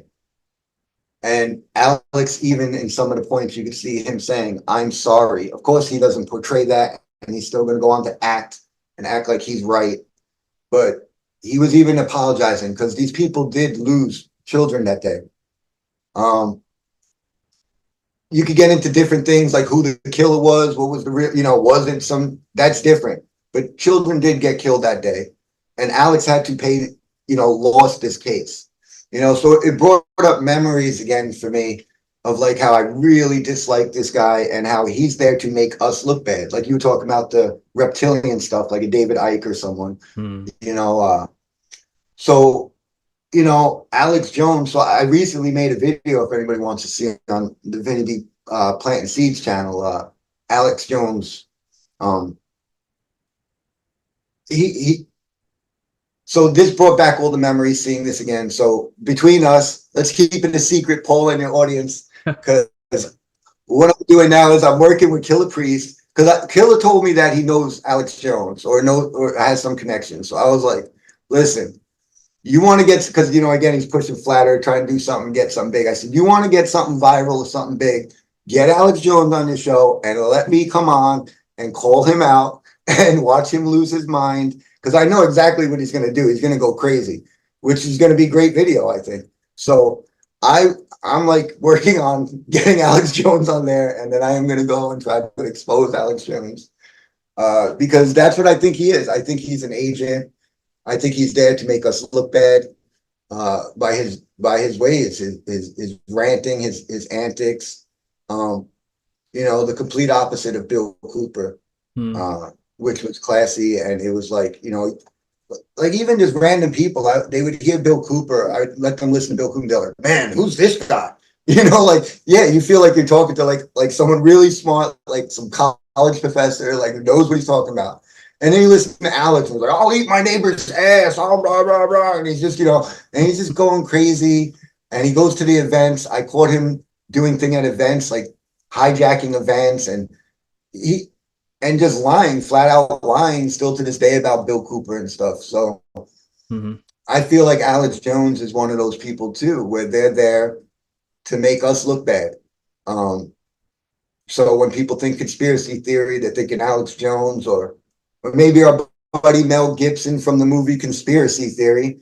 And that's what the people think. And then they're like, oh, you're one of those people, and that's what I do think Alex Jones is. So I am, between you all, this secret we got now is I'm hoping to get a chance to call out Alex Jones real soon. Well, so I'm looking forward.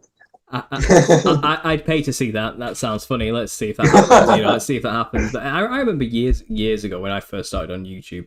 I did make videos about Alex Jones, and he was in an example. I did a video about the Hegelian dialectic, where they will control the narrative by putting in front of us two options or representations of a faction, which they control both sides, to synthesize it. Yet Alex Jones keeps promoting Donald Trump from the beginning. Well, this is what I mean, and it's kind of, they will give us our heroes, that's how it works, And I remember all that stuff about, William Cooper, Behold a Pale Horse. I loved his work. I listened to all his radio shows, his backlog, his archives, all these type of things. And then you hear about what happened on his ranch and how he got gunned down, basically, and murdered there, and how he defended himself, using his Second Amendment rights, basically. And then I remember there was that takeover there. Yeah, I mean, he was the real deal. He died. Yeah, well, the thing, too, was Bill Cooper predicted 9/11, like 3 months before it happened. Literally said, and even named Osama bin Laden as the guy that's going to be blamed for this event. I remember. After he did that, Alex Jones, like a month or two later, goes and kind of makes a similar claim.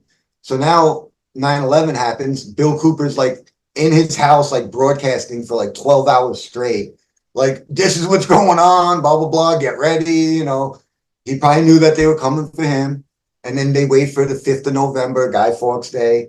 They get him out. Yes, he died November 6th, but technically the attack and he was shot November 5th. That's why I say the 5th of November. 5th of November, they go there and they set him up and they kill him. So then after he's killed, all of a sudden, Alex Jones like blows up and is like, making millions of dollars and saying, I'm the man who predicted 9/11. And that's when I was like, whoa, Bill Cooper did. And that's why right away I'm like, whoa, is this guy like, is he there to like take everything Bill Cooper did and now they're going to make it like he's our guy who's giving us everything? He was given Bohemian Grove, wasn't he? I'm the guy who blew the lid off. Yeah, like how did you get in that and record it? Yeah. But that's it. They gave us a leader, and he has allowed you in. There's actually a video of the guy telling him like, we allowed you in. Yeah. So Alex was allowed to do that. He didn't sneak in. Oh yeah, absolutely. And again, they put on a performance for him, you know what I mean? So he could have that video and go out there and seem like one of the so everybody would look at him. Yeah. And him and Anthony Hilder, and Ted Gunderson, all these heroes we're supposed to have that have done nothing to help anyone, and if anything, actually make us look bad is what I feel. Well, that's what my conclusion was in the video. These people are there to purposely make anybody who gets involved with conspiracies look like him, okay, or be lumped in with him and the way he acts and his kind, So that's the purpose. Their role is to go off, to blow their top, to go on crazy rants and say stupid things, because that's actually, they're doing their job perfectly. That's their role. That's what they're supposed to do. So then the normies out there, anybody who's just not at all eyes just shut, you know what I mean? They're not paying any attention. They will look at someone like me or you, just say something pretty basic now, like 9/11 was an inside job, okay? Very basic level, minimal interpretation, not even getting into the occult stuff. And they will look at you, hear you say that and go, oh, you're just like an Alex Jones, aren't you? You're crazy, aren't you, like Alex Jones? And that's it. Exactly. That's his job. Exactly. His job was to do that. It was to foment that kind of thinking. But I think it's backfiring massively now. I think people are realizing, he's a lunatic, but these people are at the truth of community is correct. But he is not the leader. I think people are realizing that now. He is just some guy out there who's clearly just making things look bad for everybody else. You know what I mean? I do believe the momentum of this movement is growing rapidly beyond characters like that now. They were like the 2011, 2012 period people, you know what I mean? With the David Icke arising, doing his 3 hour long... like the Obama time. Yeah. I think we're past all that now. I think people are sick of it now. I think people have moved on and are realizing, okay, this is not trivial like Alex Jones would make it out to be. It's not a joke. It's not something you can present in a funny manner, and people are taking it a bit more seriously. And I think people are cluing into controlled opposition. All the tactics used against us. I think the internet kind of helped a lot with that. Information just got out of hand, and now everybody kind of knows everything about what was going on. And the landscape's changing of truth, like the truth of community. It is changing, and I think there's too many people in it now. Like you said earlier, like the truth's got to come out, right? Yeah. So that nobody could say they didn't know Jesus or any things. And the Bible talks about the truth will be revealed in the end, and everybody's going to start finding out all these secrets at the end. And that is, I mean, the devil is already, messing with YouTube and all these platforms in China with their censorship. But it's still, like you said, because they built such a big thing that can't be hidden. It's like, and for people like me, you and others that are going to, no matter how many times we get censored or whatever, we're going to constantly keep getting messages out there. We're going to find ways. People are going to go to whatever new thing, TikTok, whatever.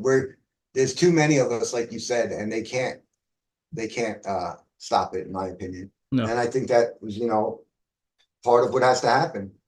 The truth has to come out. Yeah. Like I said, but even with the rise of this millennial reign topic now, I think this seems to have just happened, and it seems to be blowing everything else out of the water. And I don't know. It's like we've been spending like 2 decades trying to piece together this 10,000 piece puzzle, as somebody told me the other day in a message. And we're all kind of putting together little sections of it and then applying it to the whole. We all kind of have our own role. But we've been doing it for so long, we're starting to see the big picture now. We know what we're making here. We know what it is now. We are understanding the conspiracy better than ever. We get it now. I think. Yeah. But this is the thing. There's also, we have to remember there is an agenda to release the information to the public from the enemy too. Because they knew the information was going to come out. They knew they couldn't keep the lid on everything. Okay. So all they can do is influence how the public interpret the information.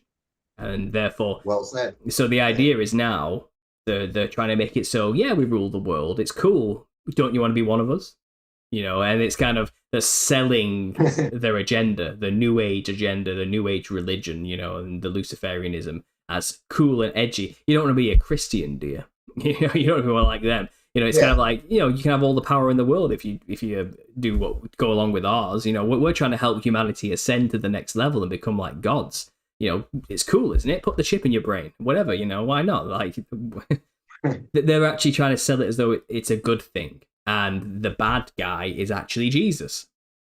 That's the point, so they knew the information would come out. All they can do is try and manipulate how the public interprets it. Try to hijack it and throw some lies in there or doubt for people. Yeah, so it's the externalization of the hierarchy. This is what it's known as. Helena Blavatsky talked about it, and so did Alice Bailey, one of her students, in her magazine called Lucifer. And she wrote many books on this, about the world teacher that will come in 2025. So that's not too far away. That was another thing I wanted to bring up, that you've been talking about 2025 and the Ascended Masters. People that know me, I've been since 2012 telling people that I believe that 2025 was the year that America and all this stuff was going to happen. And here it is we're getting to that point. And then you brought up the same thing. Because to me, it was like, I've been saying it for so long. Now that it's getting close, people like, Vinny, you always said it's starting to look like maybe 20. And it's like, again, not being psychic. It's by knowing Madame Blavatsky, by knowing these secret society, powerful people, by knowing Albert Pike and the planned 3 world wars. Like, it's just, we know what the plan is.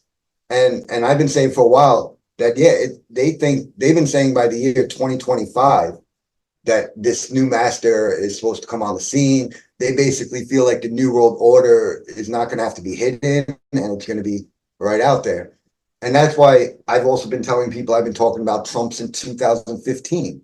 And I know, and even these couple of years, Razul from Killer Priest and people like, oh, you're crazy. I'm like, Donald Trump is going to come back and be the president. And that's what's going to bring about this chaos in America. And America is going to be so much chaos this year with this election coming up, where you're going to have the left going crazy over Trump coming in, and then you're going to have the right wingers wanting to support Trump. And I really do think that we can see this World War III possibly soon, and the end of America soon. I think it could be. I've been saying for a long time, 2025. And that's why, like, when you talk about it too, them talking about an ascended master in 2025. There was movies too. I think even They Live was for 2025. There was some other movies that 2025.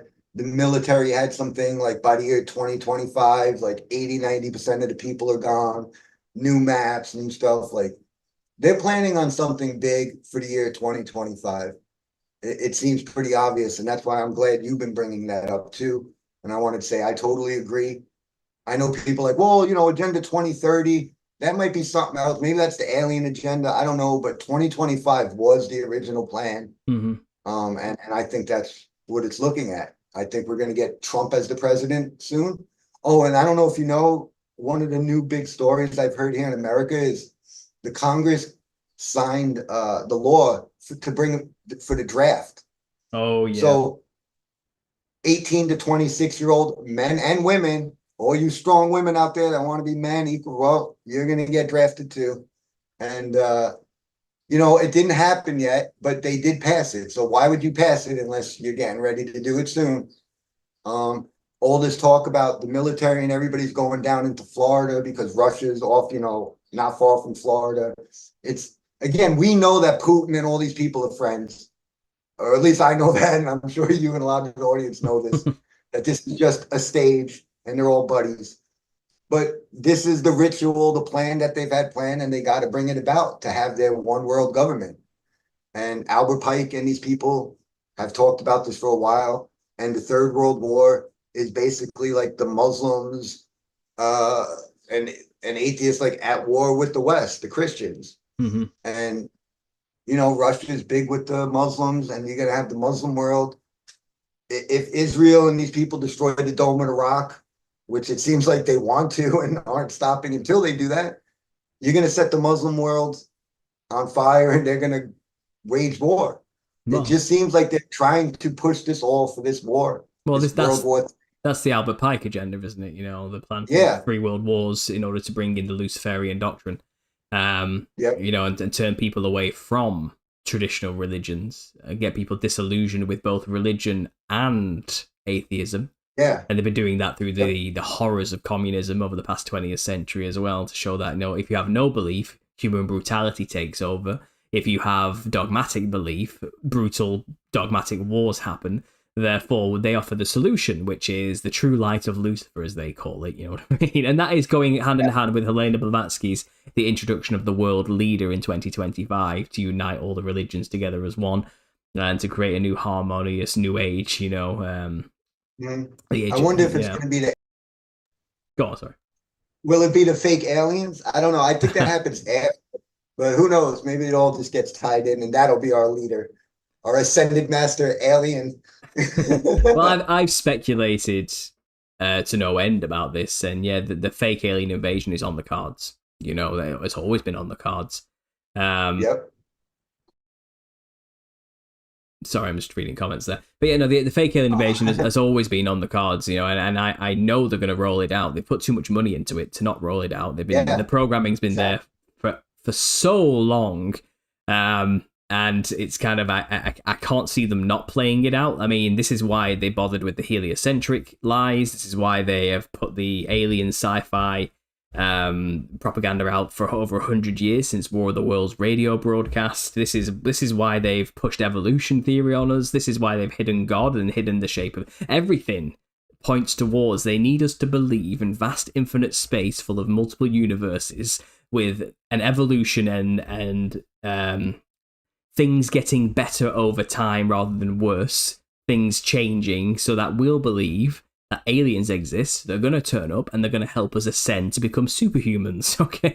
To get us to believe that, they have to... or to save us from ourselves and exactly. Destroying the planet. Yeah, but we're not going to believe they're aliens from outer space when they rock up. If we're Christians and have the biblical history, we're going to know what they are. We're like, no, you're clearly fallen angels and or demons. We're not going to listen to you. You know what I mean? But like I said, to get there, they've got to do a lot of things first. And they're clearly working on all of that. But then people have always tried to, getting back to the Millennial Kingdom, people have always tried to jimmy all of these topics into the tribulation narrative. These are all signs of tribulation coming upon us, and Jesus is about to return. It's kind of like, well, tribulation doesn't talk about fake alien invasions and all the world being deceived about times and everything. It doesn't talk about all of that in tribulation, tribulation is strictly about judgment, on Israel, and then the establishment of a millennial reign. It's kind of, you realize the only place it mentions anywhere in the Bible that could relate to what's about to come upon us, which is the alien invasion, is Revelation at the end in the little season, where it says Satan will gather an army to go make war with the camp of saints. How is he going to do that? How is he going to deceive the whole earth and gather an army with the numbers of the sands of the sea to go and surround New Jerusalem? How the hell is he going to do that? Well, if you can convince the world they're under attack by an alien invasion, a huge flying mothership, which would be a flying city, which would be the camp of saints, which would be New Jerusalem or Zion, which was established during the millennial reign, and then people have been programmed to believe aliens, then they're going to think they're under attack by aliens. But then it's kind of, it only fits into the little season narrative, the alien invasion stuff.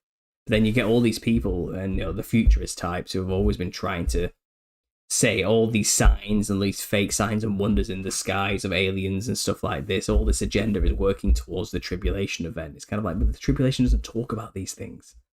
So I can't really... There's just a few of my thoughts on the matter. By the way, someone in the comments section says you're a shill and I need to filter who I get on my channel. They're not happy. They're not happy about what you said about kids dying that day. Apparently, you're evil for even assuming such a thing. Should I be worried? Are you a shill, Vinny? Yes, just like Alex Jones and the person they're probably following. Yeah. I would recommend whoever that person is. I'm not upset at you. I would recommend you go and watch, because it's right on HBO or Max or whatever it's called. Go watch the documentary where you'll see Alex Jones apologizing to the families who lost children that day. I don't know what to say, just like, what could those parents have said when they're sitting there and people are going up to them saying, you don't have a child, you're an actor, you're a crisis actor. And what do you say? Someone... people get mad and say things. I've been called a lot of things, so I don't care. I still smile because I know who I am. I know I'm not a shill.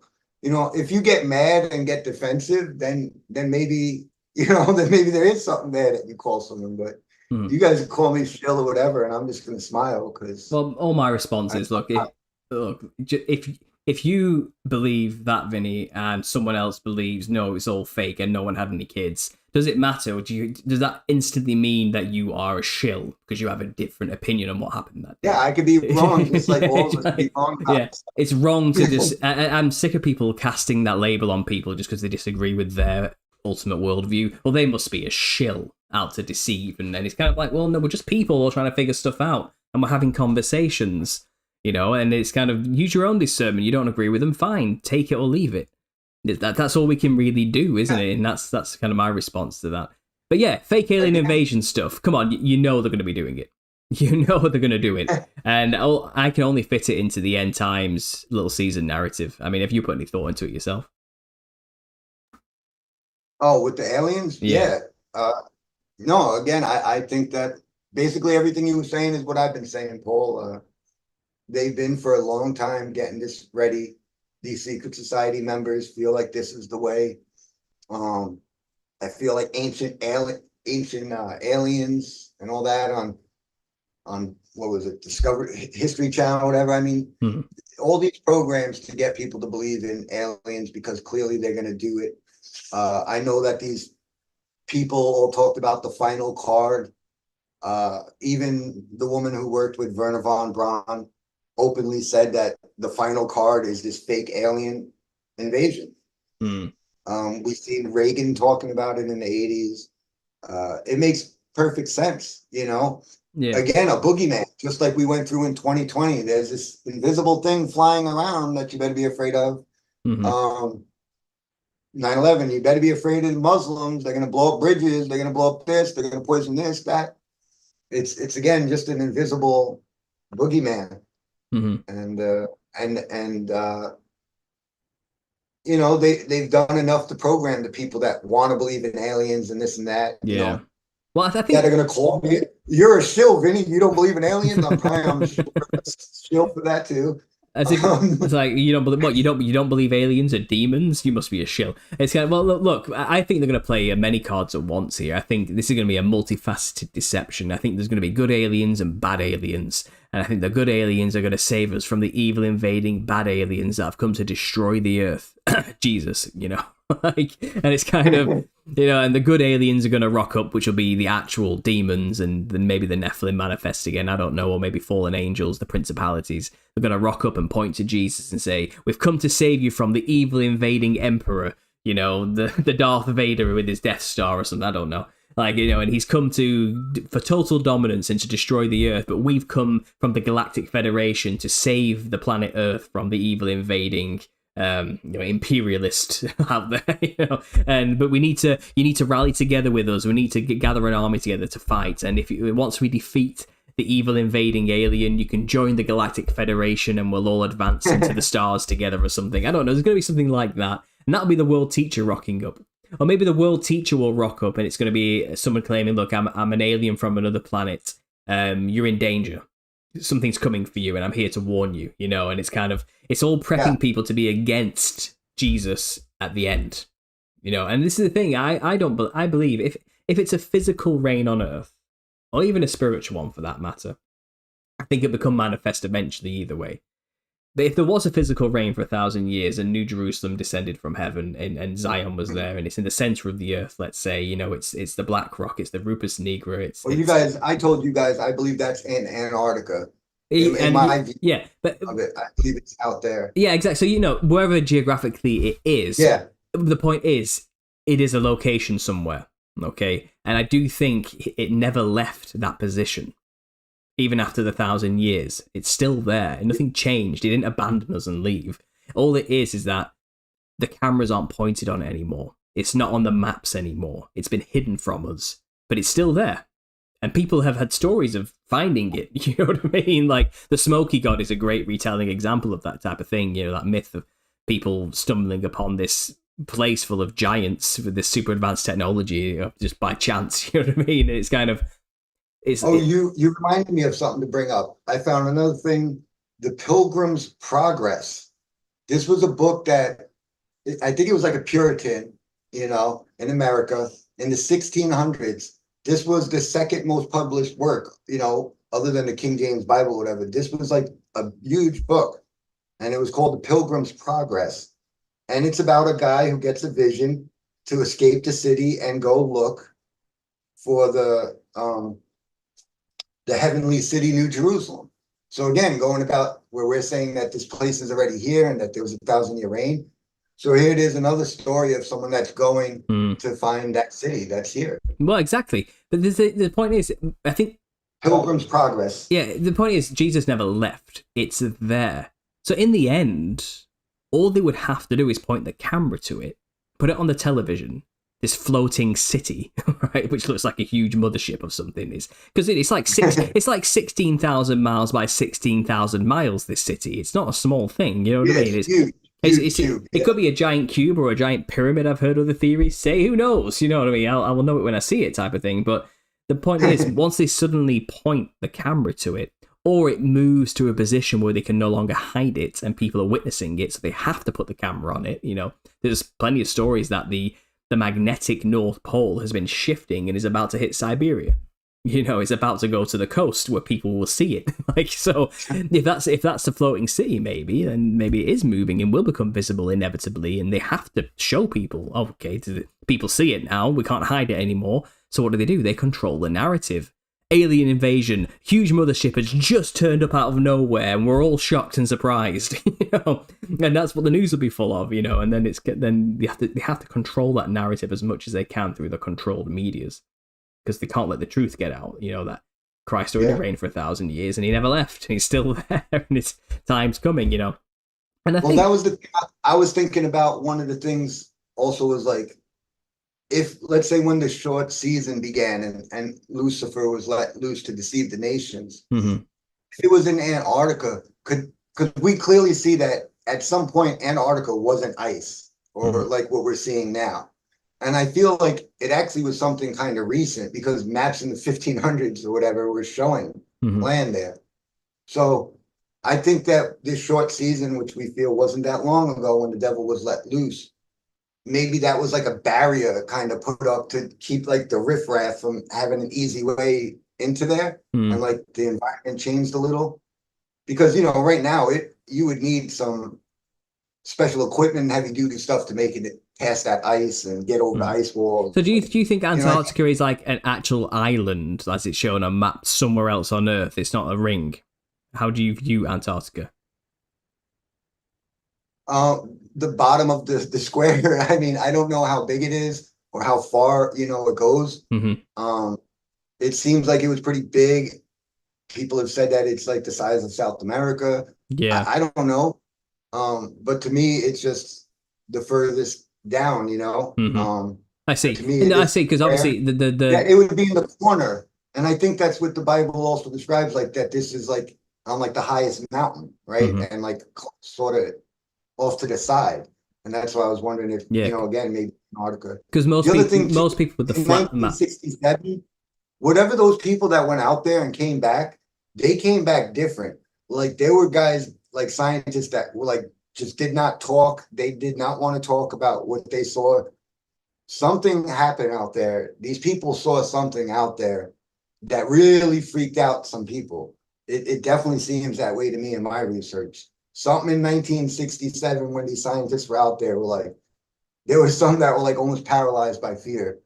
Again, now it's just, we could all just take guesses, but there's definitely something out there, I think. And what if it was some floating magical city with with saints and that, and these people were just like, what is going on here? Like, this changes everything. It was like, your mind would be blown, wouldn't it? And you'd be like, and the whole world, and like all of our leaders are hiding it from us. It's kind of and all of them are like, if you tell anyone, we're killing you and your family. Yeah, and they just gotta sit there like, I know, right? I didn't do anything. What do you do then? What do you do then? Well, I think it's interesting because obviously the standard alternative cosmology map is that it's a ring with a huge ice ring, and then in the center there's a hidden landmass. But you have the square model, you have the four-cornered model, don't you? And it's more of a landmass in the corner somewhere, not a ring that goes all the way around. Yeah. Again, like we talk about so many things. Does it matter about your salvation? No. Again, this isn't like a life death situation, but trying to be as accurate and do research.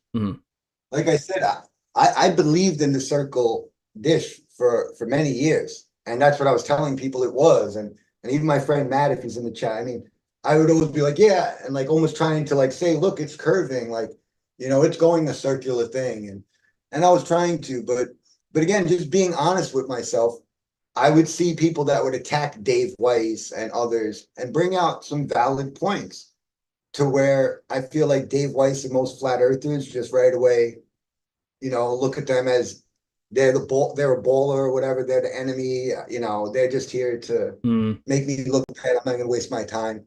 They don't even listen to these people. Yeah. But to me, I actually listen, and I'm like, wait a sec. What that person just said is a pretty valid point.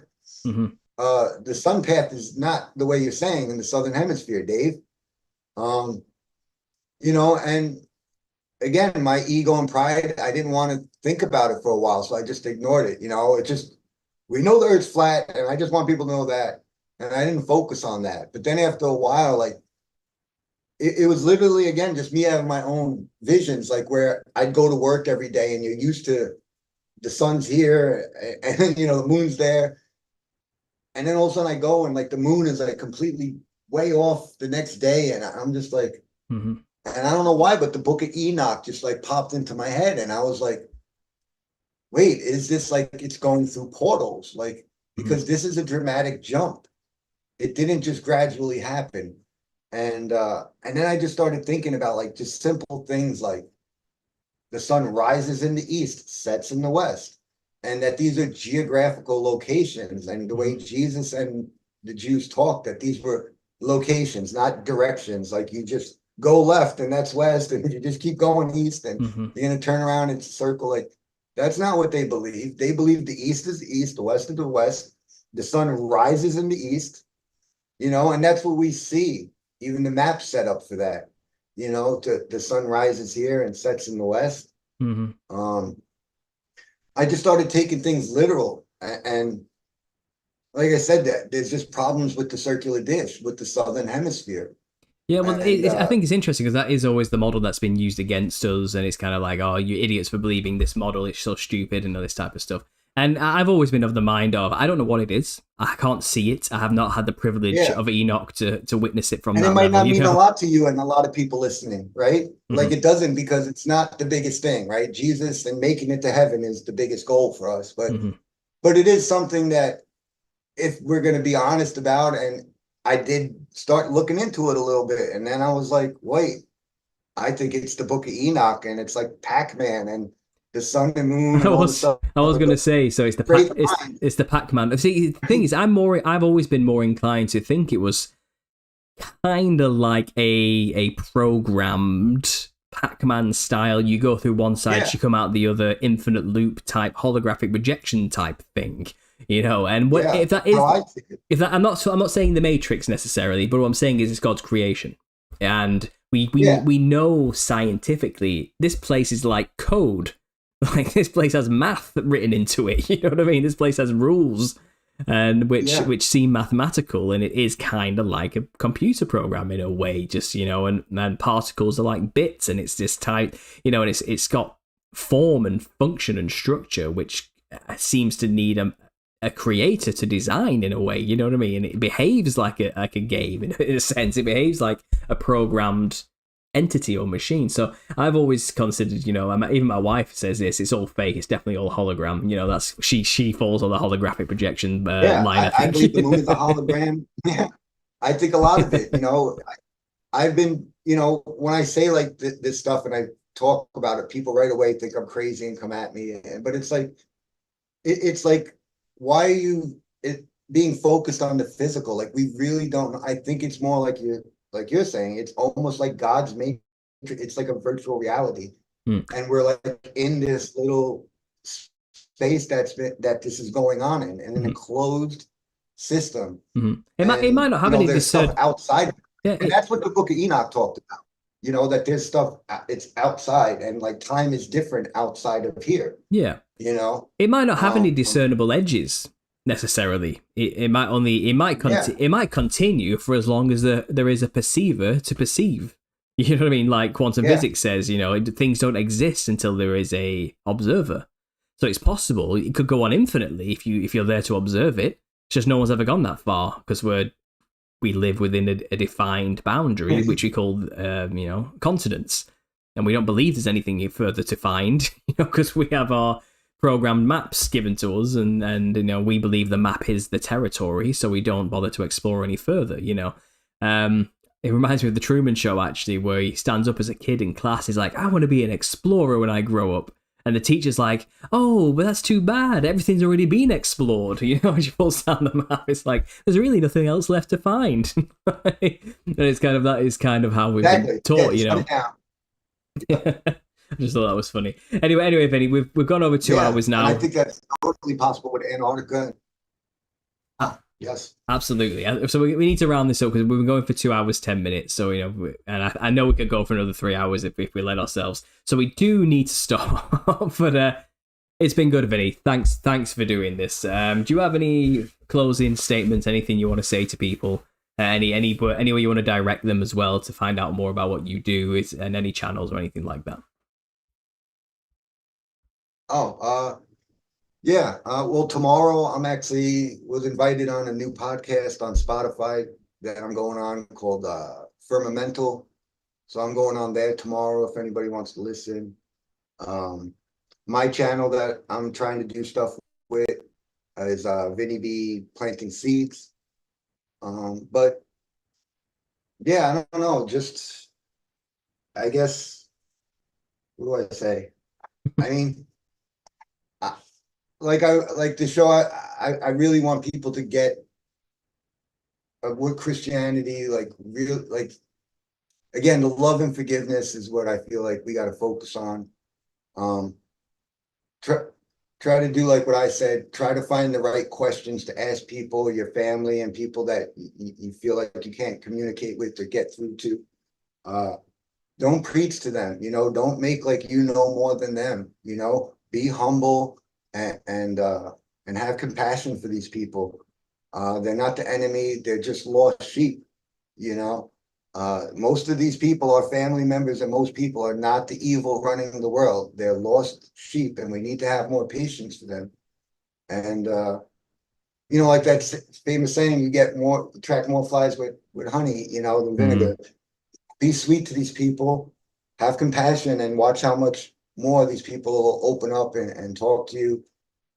Just keep showing God's love, is how I see it. Yeah, I mean, that's it. I don't know. I just try to leave on a positive note. Much love to you and everyone. I want to, thank God and Jesus, but I also want to thank our wives. Paul, I could tell you got a great wife. Because I remember the last time we did a show, I went and looked and I seen she was like defending you in chats. And I'm like, that's, good woman. You got a good woman. I got a good woman.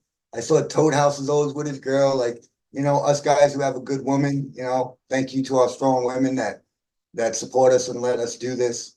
So, thank you to our wives for putting up with us and letting us do this. Oh yeah, my wife puts up with more than enough dealing with me. Yeah, I'm sure, right? Dealing with me talking about these things. Yeah, absolutely. And lucky I have my wife. So I want to give thanks to them. Thanks to you, Paul, for letting me come on and let me talk. Clearly, a lot of people don't want to let me talk, and a lot of people don't want to deal with me. So I really appreciate that you are open and let me talk. And you let me know when you get a chance. And I told you one night that's late on a Monday or Wednesday, let's go and kill a priest and do this, man. Get this message out there. This message is growing to the audience. I keep seeing it more and more.